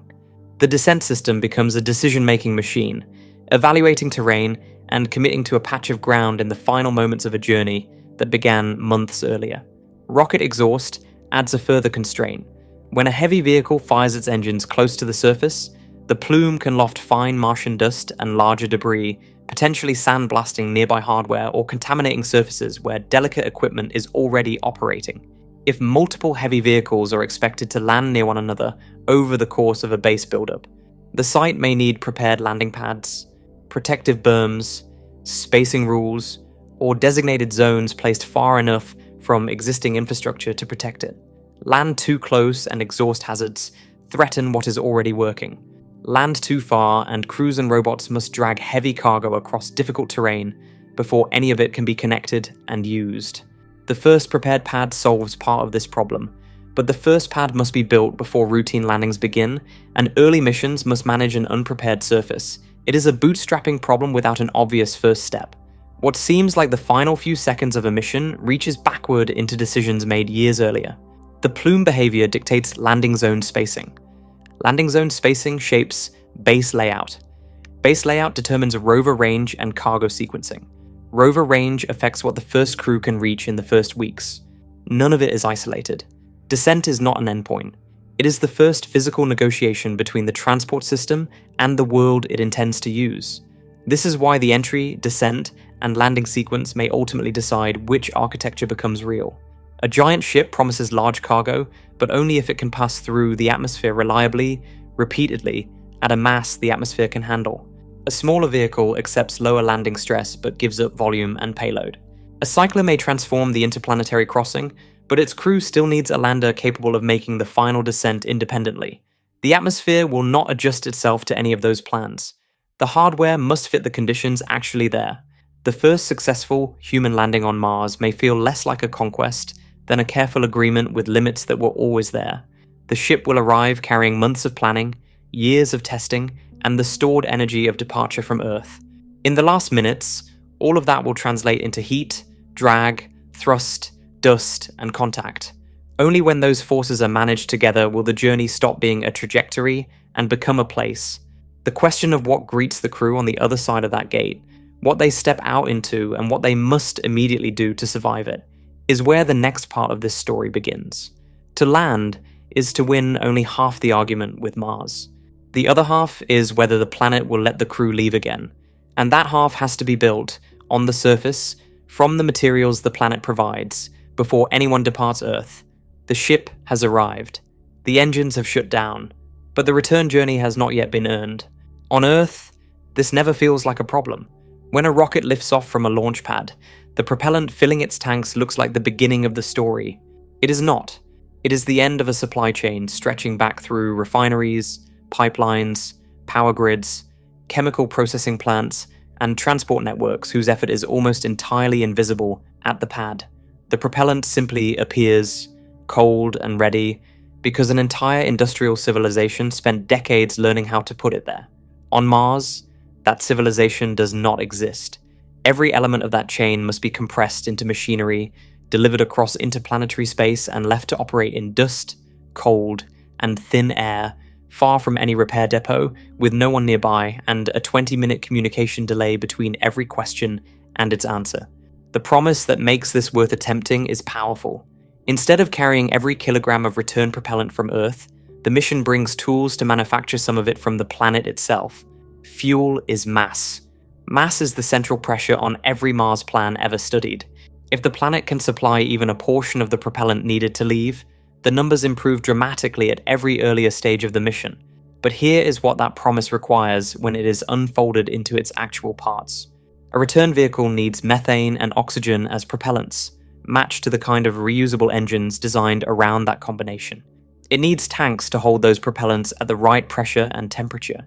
It needs pumps and valves, power systems, water, carbon dioxide, thermal control, fault tolerance across every component, and enough time to fill the tanks before the launch window opens. Mars offers some of those ingredients. It does not offer a factory. The factory must be brought, landed, unfolded, powered, protected from the environment, and proven to work reliably before human lives depend on the result. The chemistry, at least, is not mysterious. The Martian atmosphere is mostly carbon dioxide. Water exists as ice in the ground, at the poles, and in deposits that vary by region and depth. If water can be extracted from the soil, it can be split by electrolysis into hydrogen and oxygen. That process passes electrical current through water and separates it into its two components. If that hydrogen is then combined with carbon dioxide under heat and pressure, it reacts through a process called the Sabatier reaction to produce methane and water. The water cycles back through the system. The methane becomes fuel. The oxygen produced from electrolysis becomes oxidizer. The red planet supplies carbon, oxygen, and water ice. The mission supplies machinery and energy. Mars becomes part of the propulsion chain rather than only a destination. The chemistry is familiar. The environment changes the meaning of every pipe and seal. Laboratory success on Earth does not become industrial reliability on Mars by itself. The temperatures are different. The dust is different. The thin air that makes compressors necessary also carries abrasive particles into every moving part. A system that performs cleanly in a controlled test chamber on Earth has never met a Martian night, a Martian dust storm, or the kind of seal failure that unfolds slowly over weeks with no technician available to catch it early. The first hard step is finding and delivering water. A mission may choose its landing site partly because orbital instruments suggest buried ice nearby. But a map is not a well. Ice detected from orbit may be mixed with soil, locked beneath a protective rock layer, contaminated with salts, or distributed unevenly in ways the surface maps cannot resolve. Drilling into Martian regolith is not the same as lowering a bit into clean ice. The soil may be abrasive, it may be cemented, it may be chemically reactive in ways that corrode equipment over time, or mechanically unpredictable in ways that jam a mechanism designed for a different resistance profile. Equipment must bite into the ground, heat it, collect vapor or melt water, separate useful material from unwanted compounds, and deliver that water into the processing system without clogging, freezing, or consuming more energy than the plant can afford. A drill that works through dozens of successful test runs in a chamber may meet a layer it was never designed for. Water is often described as the key to Mars return. The key is buried, frozen, and distributed by geology that early crews may not yet understand in enough detail. The second hard step is carbon dioxide. Easier to reach because it is present in the atmosphere, but even that simplicity is limited. What seems abundant on a planetary map becomes sparse at the intake of the machinery. The air on Mars is thin, roughly 1% of Earth's atmospheric pressure at sea level. Collecting enough carbon dioxide to feed a fuel plant requires compressors and filters drawing in that weak atmosphere and concentrating it into useful feedstock. The machinery runs continuously. It consumes power, and it must do so reliably, because a gap in feedstock supply is a gap in fuel production, and a gap in fuel production is a threat to the schedule. Power is the third hard step, and it binds the others together. Mars receives sunlight, but less than Earth because of its greater distance from the sun. Dust can reduce it further, and dust storms on Mars can last for weeks or months, blanketing solar panels and cutting output severely. A fuel plant running on solar power must spread large arrays across the surface, store enough energy to survive interruptions, or accept long production timelines. A nuclear power source could provide steadier output regardless of dust and season, but it introduces its own problems at launch, its own safety considerations, its own mass, and the need to manage the heat it generates in a cold environment. Neither option is simple. Both add complexity to every other part of the system. The fuel plant is not a chemical unit. It is a power problem, a thermal problem, a maintenance problem, and a scheduling problem, all bound together in the same machine. Scale makes each of those problems harder. Producing a small demonstration quantity of oxygen or methane would be a genuine achievement, but a crude ascent vehicle needs far more than a demonstration. It needs enough propellant to leave the surface with margin for guidance corrections, engine performance variation, weather delays, and rendezvous requirements once in orbit. If the vehicle is large, the plant must run longer or draw more power. If the plant runs longer, its components must survive more wear. If more power is required, more solar panels or a larger reactor must have been delivered and installed. If water extraction runs slower than expected, the schedule stretches. If dust reduces solar output during the production period, output slows precisely when the mission may be counting days before the launch window opens. The return vehicle may be physically present on the surface and still not ready. A rocket without verified propellant in its tanks is not a way home. It is a promise still being negotiated with the surface. This is why many cautious mission designs treat fuel production not as a surface activity, but as a gate. The return ship lands first, uncrewed. Extraction units begin working. Tanks fill slowly. Sensors confirm purity, quantity, pressure, and temperature as the propellant accumulates. Only after the return propellant exists on Mars, verified and stable, does a human crew receive clearance to depart Earth. The crew is not sent to discover whether the plant can function. They are sent after it has shown that it can. Mars should not be asked to manufacture the return ticket for the first time while the passengers are waiting beside the vehicle. After the crew arrives, the fuel system does not become less important. Oxygen production may support life support reserves. Water extraction may supply drinking water. Hygiene, radiation shielding, and chemical processes the base requires. Methane and oxygen stored in tanks must remain stable as temperatures shift across the Martian day and season. Leaks, pressure changes, and contamination must be caught early. The daily reality this creates is worth stating plainly. A person on Mars may spend less time crossing red plains than servicing pumps, inspecting valves, cleaning dust from solar arrays, and confirming that the base continues to produce what the plan assumed. This does not diminish the achievement. It defines it more honestly. Settlement begins as maintenance. Every architecture eventually arrives at the same requirement, approach from a different direction. A large transport landing heavy on Mars may require a fuel-making operation so extensive that the first base must arrive almost as an industrial site. A smaller ascent vehicle reduces that load, but may require orbital rendezvous above Mars, or limit what the crew can carry home. A cycler keeps the deep space habitat moving between the planets and reduces the mass that must be lifted from the surface, but the crew still needs a lander that can reach the cycler's passing route, and that lander still needs propellant. Every design either finds a way for Mars to supply usable propellant, or it carries a heavier chain from Earth across every launch and every crossing. The deeper meaning of that requirement is what changes the nature of arrival. Making fuel on Mars turns a landing into a relationship with the environment. The base must reach outward. It must take in atmosphere, dig into ground, draw power from sunlight or a reactor, and convert cold planetary material into stored chemical energy. The mission begins to depend on the planet's actual substances rather than on Earth alone. That dependence is risky. Mars is harsh, dry, dusty, and only partly known. It is also necessary if any human presence there is to grow beyond the first brief visits. A return ticket made on Mars would not make the world welcoming.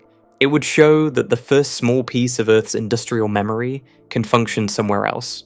Before cities, before farms, before any larger vision of what human life beyond Earth might become, there must be a machine that breathes the Martian air, melts or mines the hidden ice, and fills the tanks. When those tanks are full, the surface changes its meaning. Still remote, still dangerous, still far from home, but no longer only the place where the crew landed. It has become the place from which they can rise. The question of what carries them upward, and how that vehicle is designed to leave a world that was never built for departure, is where the architecture argument opens again at full scale. There is an opposite answer to the small lander argument. Not a refinement of it, not a compromise with it. A direct refusal, where the smaller vehicle trims and stages and divides until the mass problem becomes manageable. The full-size transport accepts the mass problem entirely and tries to overwhelm it with capacity, repetition, and scale. The instinct behind that choice is worth examining carefully, because it is not recklessness dressed as ambition. It is a specific claim about what Mars actually requires. A footprint is not a presence. A flag is not a base. Habitats, power systems, rovers, spare parts, shielding, food, water equipment, scientific instruments, construction gear, and eventually replacement crews must all arrive in quantities large enough to matter. A small lander can place a handful of people on Mars with a narrow set of tools. It may be easier to land and easier to refuel and easier to launch back, but it also keeps the first outpost narrow. It keeps Mars at arm's length, approached like a distant campsite rather than a difficult logistics destination that can receive repeated heavy deliveries from Earth. The large vehicle refuses that ceiling. Its purpose is not to touch Mars. Its purpose is to move mass toward Mars, reliably, repeatedly, in amounts that begin to make a lasting presence possible. That is the central wager. The same size that makes the ship dangerous at Mars also makes it transformative if the landing succeeds. But the ship does not begin at Mars. It begins in Earth orbit, and even there the scale of the problem is immediately visible. No vehicle large enough to matter at Mars can rise from Earth, fully fueled, and depart in one clean motion. The ascent burn consumes most of the propellant just reaching low Earth orbit. The ship arrives above the atmosphere with its tanks largely spent, structurally intact, and ready for the next phase. What follows is not one launch, but a campaign of launches gathered into one mission. Tanker flights follow the main vehicle into orbit, each carrying methane and oxygen, the cryogenic propellants a large Mars ship requires, docking carefully, transferring propellant under microgravity conditions that make fluid management a precision task.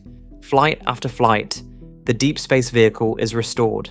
The ship that finally burns out of Earth orbit toward Mars is not the same vehicle that first arrived in space.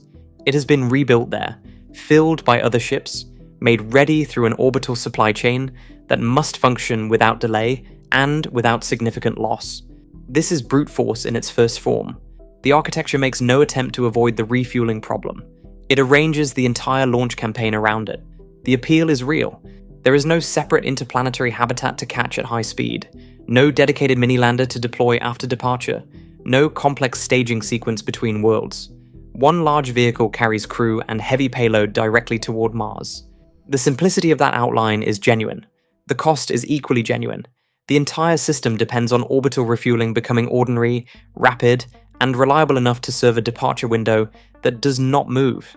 If tanker flights fall behind schedule, if propellant transfers are incomplete, if boil-off accumulates during an extended wait, the window does not extend out of courtesy.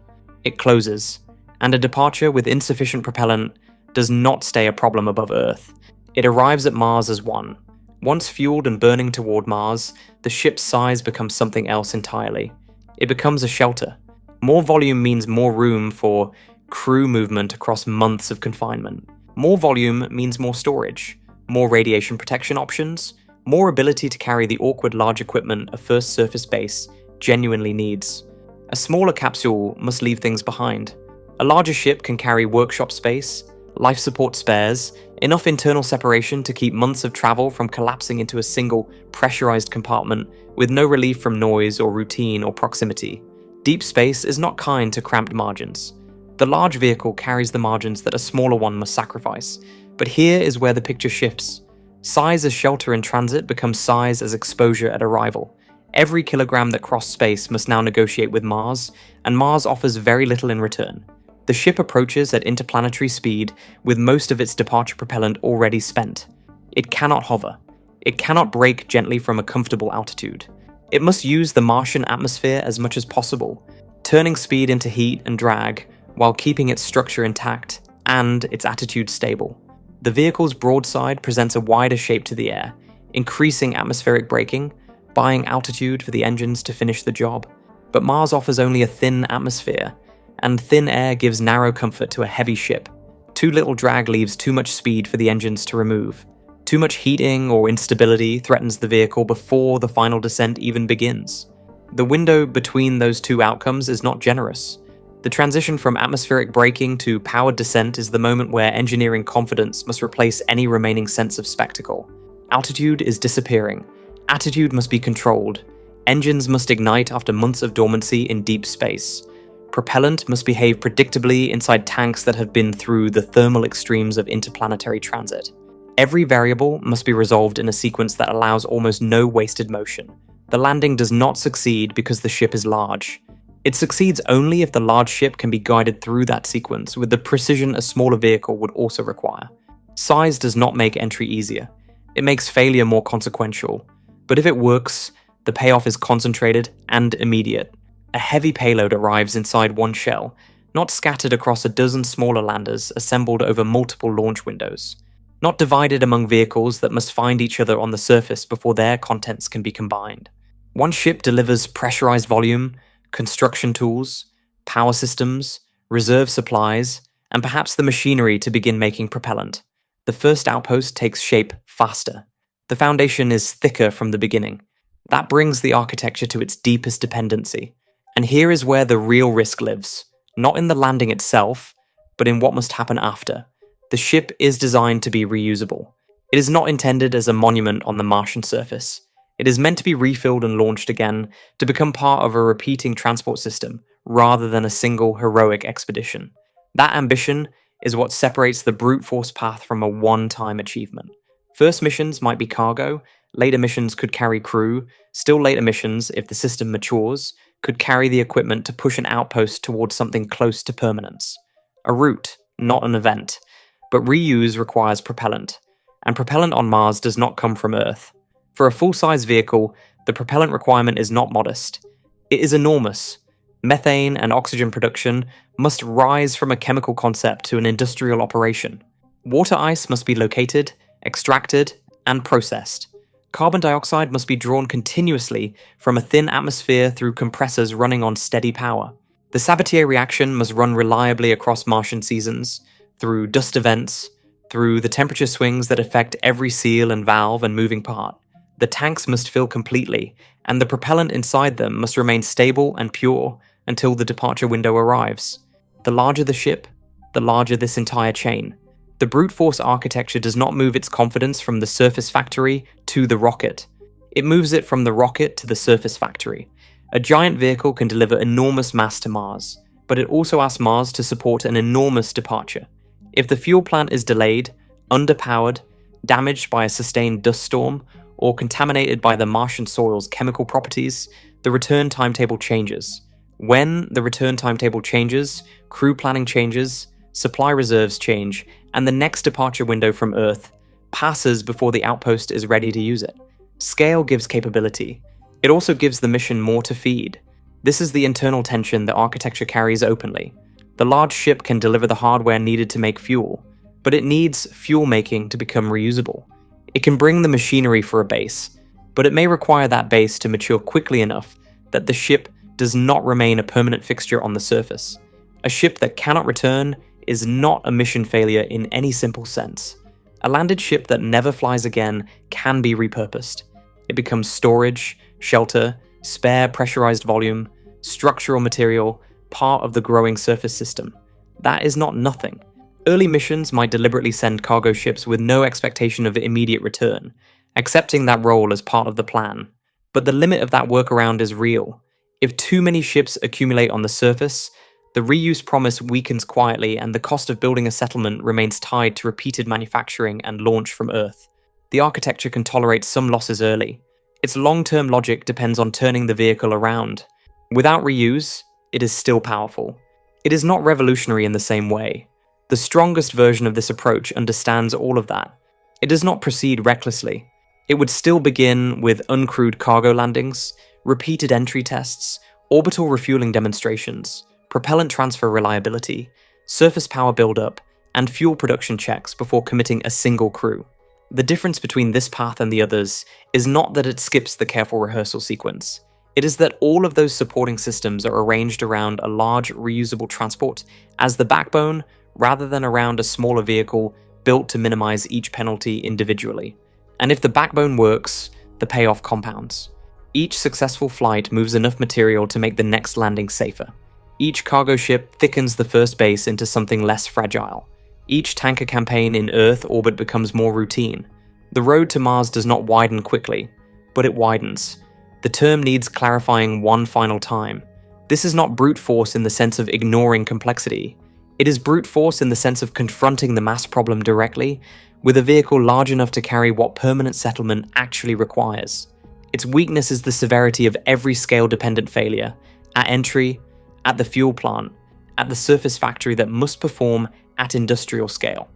Its promise is that once scale is mastered, each crossing delivers more than the last. The first ship to prove it would not settle the debate over cyclers or smaller landers or lunar staging. It would show something narrower and more significant. It would show that one of the hardest ideas in human spaceflight can survive contact with the Martian air. At that point, Mars would no longer be reached only by a careful minimum of mass precisely managed. It would be reached by capacity, and capacity is what turns an expedition into the first rough outline of a supply line. Whether the people inside that ship can endure the crossing itself is a question the architecture does not answer. The vehicle can be large enough to carry margins that a smaller capsule cannot. Whether those margins are enough for the months between worlds is where the problem opens into a different kind of unknown entirely. Every architecture so far has been an argument about machines. The cycler that never stops, the tanker flights rebuilding a ship in orbit, the fuel plant turning Martian air and ice into a way home. Each solution is a machine problem, and the engineers can work a machine problem from first principles, running the numbers until the answer holds. But the machines exist to carry something far less durable, and the crossing itself is where that fragility is tested. Between Earth and Mars, the spacecraft stops being a vehicle in any ordinary sense. It becomes the entire world available to the crew. The planet behind shrinks into a signal delay and a bright point in the sky. The planet ahead remains only a target moving through darkness, too far away to help and too distant to feel like shelter. What defines the mission now is not launch power or landing precision. It is continuity. Air must keep circulating.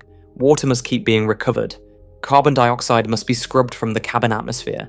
Temperature must stay within narrow limits. Food must remain safe. Waste must be managed. Sleep, work, exercise, repair, and observation must all fit inside a closed environment that cannot open a window or draw from outside. What the ship really carries is not just people.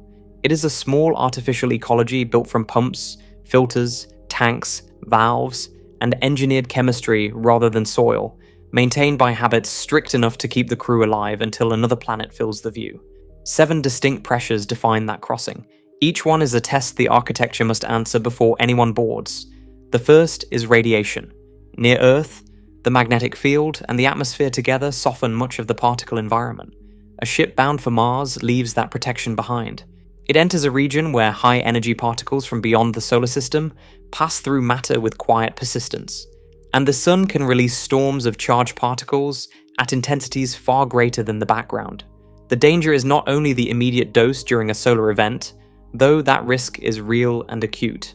It is the accumulated exposure across months of travel and then more months on the Martian surface. Shielding helps, but shielding is mass, and mass must be launched, accelerated, and eventually carried home. Water, food, waste, and equipment can be arranged around crew quarters to add layers of protection. A dedicated storm shelter can provide refuge during the most intense solar activity. But cosmic radiation is difficult to block completely without making the ship too heavy to fly. The compromise is persistent and unresolved. The crew must be protected enough to make the mission ethical and survivable, while the vehicle stays light enough to leave the ground. The second pressure is the absence of gravity. Human bodies are built by Earth's pull, bones carry load, muscles work against weight, fluids settle in familiar patterns. In weightlessness, those assumptions fade. Muscles weaken without sustained, intense exercise. Bones lose density. Fluids shift toward the head. Balance systems adapt to a world that has no flaw in the usual sense. The heart, the eyes, the immune system, and the metabolism all respond in ways that remain active areas of study. Exercise machines can slow some of these changes, but they consume time, power, and maintenance, and they demand discipline that does not diminish after months of monotony. Here is where the problem becomes something larger than health. A crew arriving at Mars must not only survive the transit, they must be capable of functioning when gravity returns at a weaker but still real level, roughly 38% of what they felt on Earth, and the surface immediately demands labor. If they step onto Mars to decondition to unload cargo, repair systems, or respond to an emergency, the crossing has quietly damaged the mission before surface work begins. Rotating part or all of a spacecraft to create artificial gravity has long been considered, but it adds structural complexity, moving joints, larger designs, and operational problems that early missions may not accept. Without it, exercise becomes part of life support. The body has to be maintained like the ship, through routine effort that prevents slow, invisible loss of capability. The third pressure is the closed loop itself. A Mars voyage cannot carry everything it needs from Earth without an enormous mass penalty, so the ship must recover and reuse. Moisture from breath, sweat, and wastewater is collected, cleaned, and returned to the system. Oxygen is generated or stored. Carbon dioxide is scrubbed from cabin air. Food is the harder case. Most early missions will still rely heavily on supplies launched from Earth, with limited fresh production if any. Something else was happening. Every loop that closes reduces the launch burden, and every loop also introduces machinery that can fail. A filter clogs, a sensor drifts, a pump wears, a microbial film grows where it should not, a seal begins to leak. The ship must carry spares, tools, and procedures. Too many spares add mass, too few create fragility. What reliability actually means in this environment is not that nothing breaks. It means the breaking is anticipated, contained, and repaired before it spreads. The fourth pressure is communication delay and what it forces on the crew. Close to Earth, astronauts can speak with mission control almost in real time. A question and its answer flow back and forth with only a brief pause. On the way to Mars, that changes. Light itself is fast, but across interplanetary distances, a one-way signal takes somewhere between 4 and 24 minutes to arrive, depending on where Earth and Mars sit in their orbits relative to each other. That means a question asked during a crisis may not receive its answer for nearly an hour, round trip, not slower, not delayed, gone. Conversation collapses into messages. Mission control remains essential, but it becomes a distant partner sending advice across a widening gulf rather than a voice in the room. The crew must diagnose problems, make decisions, handle medical issues, and manage conflict without waiting for real-time guidance. This may be the hardest cultural shift in human spaceflight. Mars crews will not be remote passengers watched over from Earth. They will be the local authority inside their own emergency. What that demands of training is breadth, redundancy, and calm under uncertainty. Engineers must understand medicine. Pilots must understand life support. Scientists must understand repair. Every crew member becomes part specialist and part caretaker of the whole vessel. The fifth pressure is isolation, and it is quieter than the others and no less serious. The crew is confined with the same people, the same sounds, the same routines, and the same limited private space for a span longer than most earlier missions.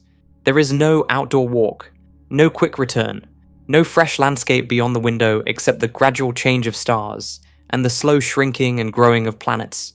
The difficulty is not only fear, it is monotony, friction, fatigue, and the burden of being unable to step away, even for a moment. A calm crew culture requires schedules that leave room for rest, lighting that supports sleep, food that preserves morale as well as nutrition, privacy that exists even inside a small volume, and conflict managed before it hardens into division.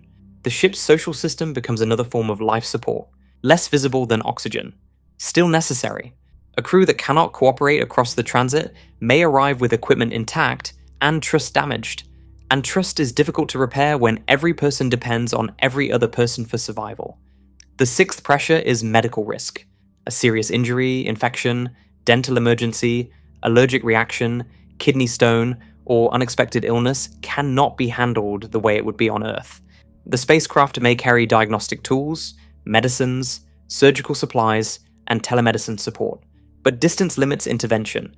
Some conditions might be treated, others might force difficult choices with no answer that is clean or complete. Crew selection, quarantine, monitoring, exercise, nutrition, and conservative operations all reduce the chance of a crisis. They cannot reduce it to zero. The seventh pressure is acute system failure. Fire, depressurization, contamination, toxic leaks, software faults, and micrometeoroid strikes are all real possibilities across months of transit. The character of deep space danger is not dramatic hostility. It is indifference. Deep space does not need to threaten the crew, it only needs to be indifferent. A small puncture, a burned circuit, a failed fan, a cracked line can become serious if it happens in the wrong place at the wrong moment. The ship survives by layers. Detection, isolation, redundancy, repair, and disciplined response. Not any single defense. All of them, together in sequence. 7 pressures. Each one is a test. And together they form the argument that makes the transit more than a waiting period between the famous events of launch and landing. An architecture may solve orbital refueling. It may solve surface fuel production. It may solve entry through thin air and powered descent to a precise landing site. But if it cannot keep human beings healthy, capable, and cooperative during the crossing, the route is still incomplete. The transit is underestimated because it lacks the visual drama of ignition or touchdown. Its work is continuous rather than sudden.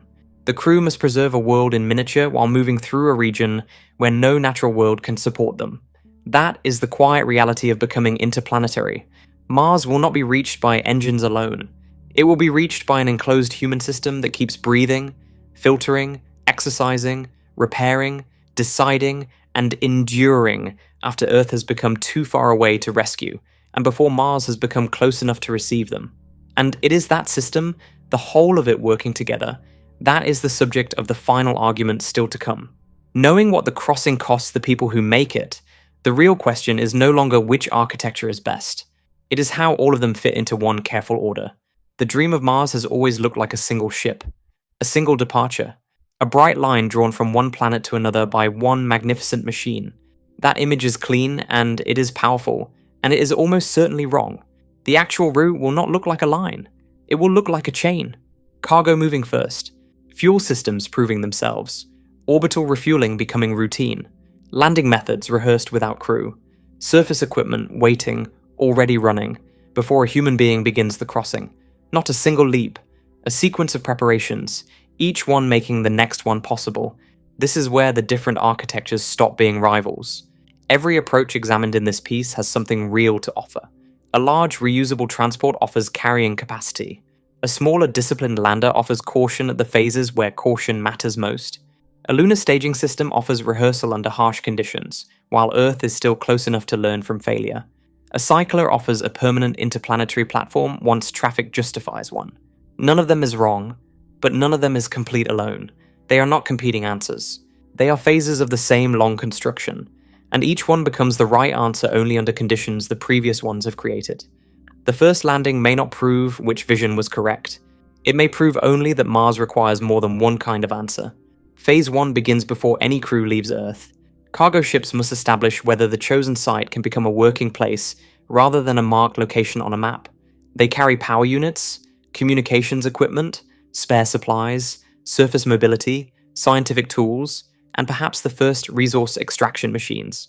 Some may fail. Some may land outside their intended zones. Some may reveal that dust, terrain, or temperature creates problems that ground engineers underestimated.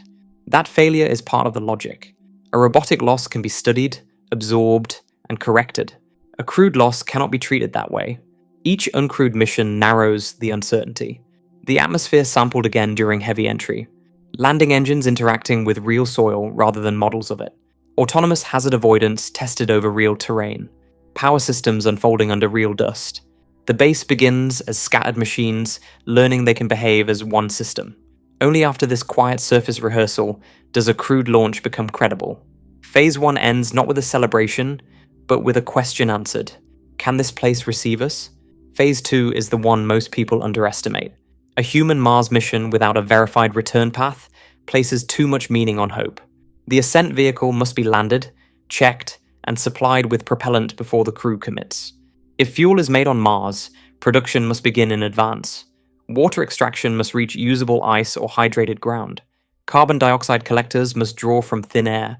Reactors, arrays, and batteries must keep the plant operating through ordinary conditions and through interruptions. Tanks must fill with propellant that is not merely present, but clean, cold, measured, and ready. This is where the smaller ascent vehicle earns its place. It reduces the fuel target. It lowers the size of the industrial system required before the first crew arrives. A full-size transport may eventually be needed for settlement, but the first return from Mars may be better served by restraint. The principle stated plainly. In the earliest phase, the most important vehicle is not the one that carries the most ambition. It is the one that can prove it can leave. Phase 3 takes place in Earth orbit, not on Mars. Orbital refueling must move from demonstration into practice.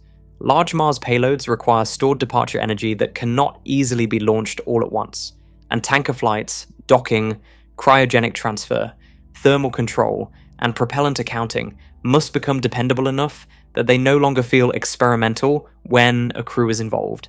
That is when the pattern broke. Dependable does not mean simple, it means known.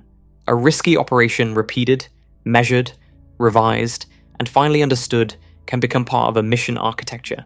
An impressive operation performed only once remains too fragile to carry the weight of a human departure.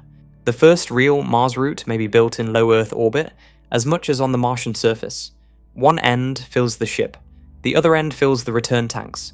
Between them lies the crossing. Both ends must be prepared before the crew enters the middle. Phase 4 is the Moon. Its role is conditional, and that condition must be honored. Lunar missions can test habitats, suits, dust control, surface power, remote operations, and life support under conditions harsher than low Earth orbit, but still near enough for rapid learning. Cislunar space can host assembly, depots, and deep space rehearsals. But the moon should not become a detour, consuming the momentum meant for Mars. Its best role is to make the later mission less naive. If lunar resources eventually supply oxygen, water, or propellant, the road may widen. But even without that industrial future, the moon can serve as the training ground where habitats become mature enough to trust farther out. The risk is known and worth repeating. The bridge must not stop at its first pillar. The cycler comes later. It is difficult to justify before there is regular traffic, because its advantages depend on reuse and reliable transfers at planetary encounters. For the first expeditions, a direct transit may be simpler even if less elegant over the long term. The cycler becomes attractive once Mars has a surface base, once ascent vehicles can reliably meet orbital targets, once Earth departure has become routine, and once crews and cargo travel often enough to make a moving interplanetary habitat worth maintaining. The sequencing insight is this: the cycler is not necessarily the first bridge. It may be what gets added after the first bridge has proven where its strongest support should go. The full-size transport comes later still. Its value grows as the surface grows. Once landing has been proven at scale, once fuel plants have expanded, once prepared pads reduce plume damage, and once cargo handling systems exist on the ground, large ships become more reasonable. They deliver what settlement requires: larger habitats, shielding material, excavation machines, power expansion, food systems, replacement parts, and the human numbers required for a community rather than a station. The sequencing rule stated without softening: scale before infrastructure is dangerous. Scale after infrastructure may be transformative. The same ship is a liability or an asset depending purely on when it arrives. When the sequence is followed, the assembled route looks like this. Cargo missions arrive first and verify the site. A return vehicle lands and proves its readiness. Fuel production works before departure, or stored propellant is confirmed before the crew leaves Earth. Orbital refueling prepares the transit ship. The crew travels in a vehicle sized for survival and margin, not for myth. Mars entry uses a landing system already tested by heavy cargo. The surface stay unfolds inside a base that was partly alive before humans arrived. The ascent path is known. The return window is respected. Every major step has been rehearsed somewhere: in Earth orbit, near the moon, in automated Mars cargo flights, or on the surface itself. The mission remains dangerous. That does not change, but its danger is no longer a single, unsupported leap. It is distributed across a chain strengthened before the crew places its weight on it. This is how humans will actually get to Mars. Not by one magnificent vehicle, not by one perfect theory of exploration, but by turning distance into infrastructure. The route will be built from tankers, depots, cargo landers, power fields, drills, ascent vehicles, habitats, communications relays, navigation systems, patient testing, and repeated attempts that make each next attempt less uncertain. And here is the final reframe, the one the whole sequence has been building toward. Mars will not be reached in the deepest sense when the first ship touches down. It will be reached when arrival, survival, and return can be linked together in a pattern that can happen again. The first footprints matter because they show the chain has held once. The larger transformation begins only when it can hold repeatedly. At that point, Mars stops being only a destination at the end of a rare journey. It becomes the far side of a route humanity has learned to maintain, a shore across a moving sea. The question of what that shore will mean to the people who finally stand on it, and what it means to the civilization that built the road to reach it, is where this journey still has one more place to go. So the crossing is not a leap, and never was. It is a passage, made the only way such things are ever made. Piece by piece, span by span, the route to Mars remains less like a single door opening, and more like a long corridor being assembled, while the journey is still being planned. Earth keeps its hold through gravity, mass, fuel, and the cost of every launch. Mars keeps its distance through timing, thin air, cold ground, dust, and the unfinished question of return. Neither of those forces disappears. What changes, gradually, is the structure built between them. That structure has a character. It is patient. It is cumulative. Tankers rise and meet in orbit. Cargo arrives before crews. Machines unfold on the surface and begin the quiet tasks of making power, holding pressure, finding water, and proving that a way home can exist, before anyone depends on it. None of that work is visible from the ground. None of it announces itself. But each piece placed is a span that will not need to be improvised under pressure later. the architectures do not compete with each other. They arrive on a timeline. A smaller lander may make the first descent safer, reducing the scale of every system that must succeed before a crew can rise again. A larger ship may come later, when landing has been proven, and the fuel plants have expanded, and the pads have been prepared, and the plume damage is understood.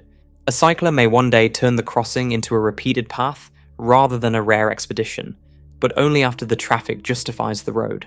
The moon may serve throughout as a workshop, not because it is the final answer, but because hard lessons learned nearby can soften the first mistakes made far away. None of these pieces removes the difficulty. Together they give the difficulty a structure. That is not a small thing. That is the difference between a crossing that depends on everything going right, and a crossing that has been built to absorb some of what goes wrong. Here is where the definition of the milestone shifts. Most of the thinking about Mars frames the moment of arrival as the beginning, the first footprint, the first voice speaking from another world, and those moments will matter, but they are not the deepest threshold. The real beginning of becoming an interplanetary civilization is not the moment when Mars is imagined clearly. It is not the moment when a ship leaves Earth. It is the moment when the space between worlds begins to fill with systems that can be tested, repaired, repeated, and trusted. Not tested once, under ideal conditions by the best team ever assembled. Tested across attempts, revised after failures, understood well enough to be handed to the next crew with confidence. That is when the distance changes its nature. Not when it is crossed once, when it becomes crossable. The first journey will still carry uncertainty. It will still depend on engines, air filters, fuel plants, landing guidance, and the steadiness of people living inside a small artificial world for months before they touch another surface. Those dependencies do not vanish because the architecture is careful. They are simply distributed across a chain that has been strengthened rather than concentrated in a single unsupported leap, not a leap into emptiness. The first crossing of a route built slowly enough to hold. Mars will remain red, remote, and difficult beneath its pale sky. The cold will still reach through every seal. The dust will still find every moving part. The thin air will still offer less than any parachute was designed to trust. The unfinished question of return will still be the question that every architecture must answer before a crew is asked to commit, but no longer completely outside the human pattern of travel. A road does not make a distant shore close. It only makes the crossing possible, one careful span at a time,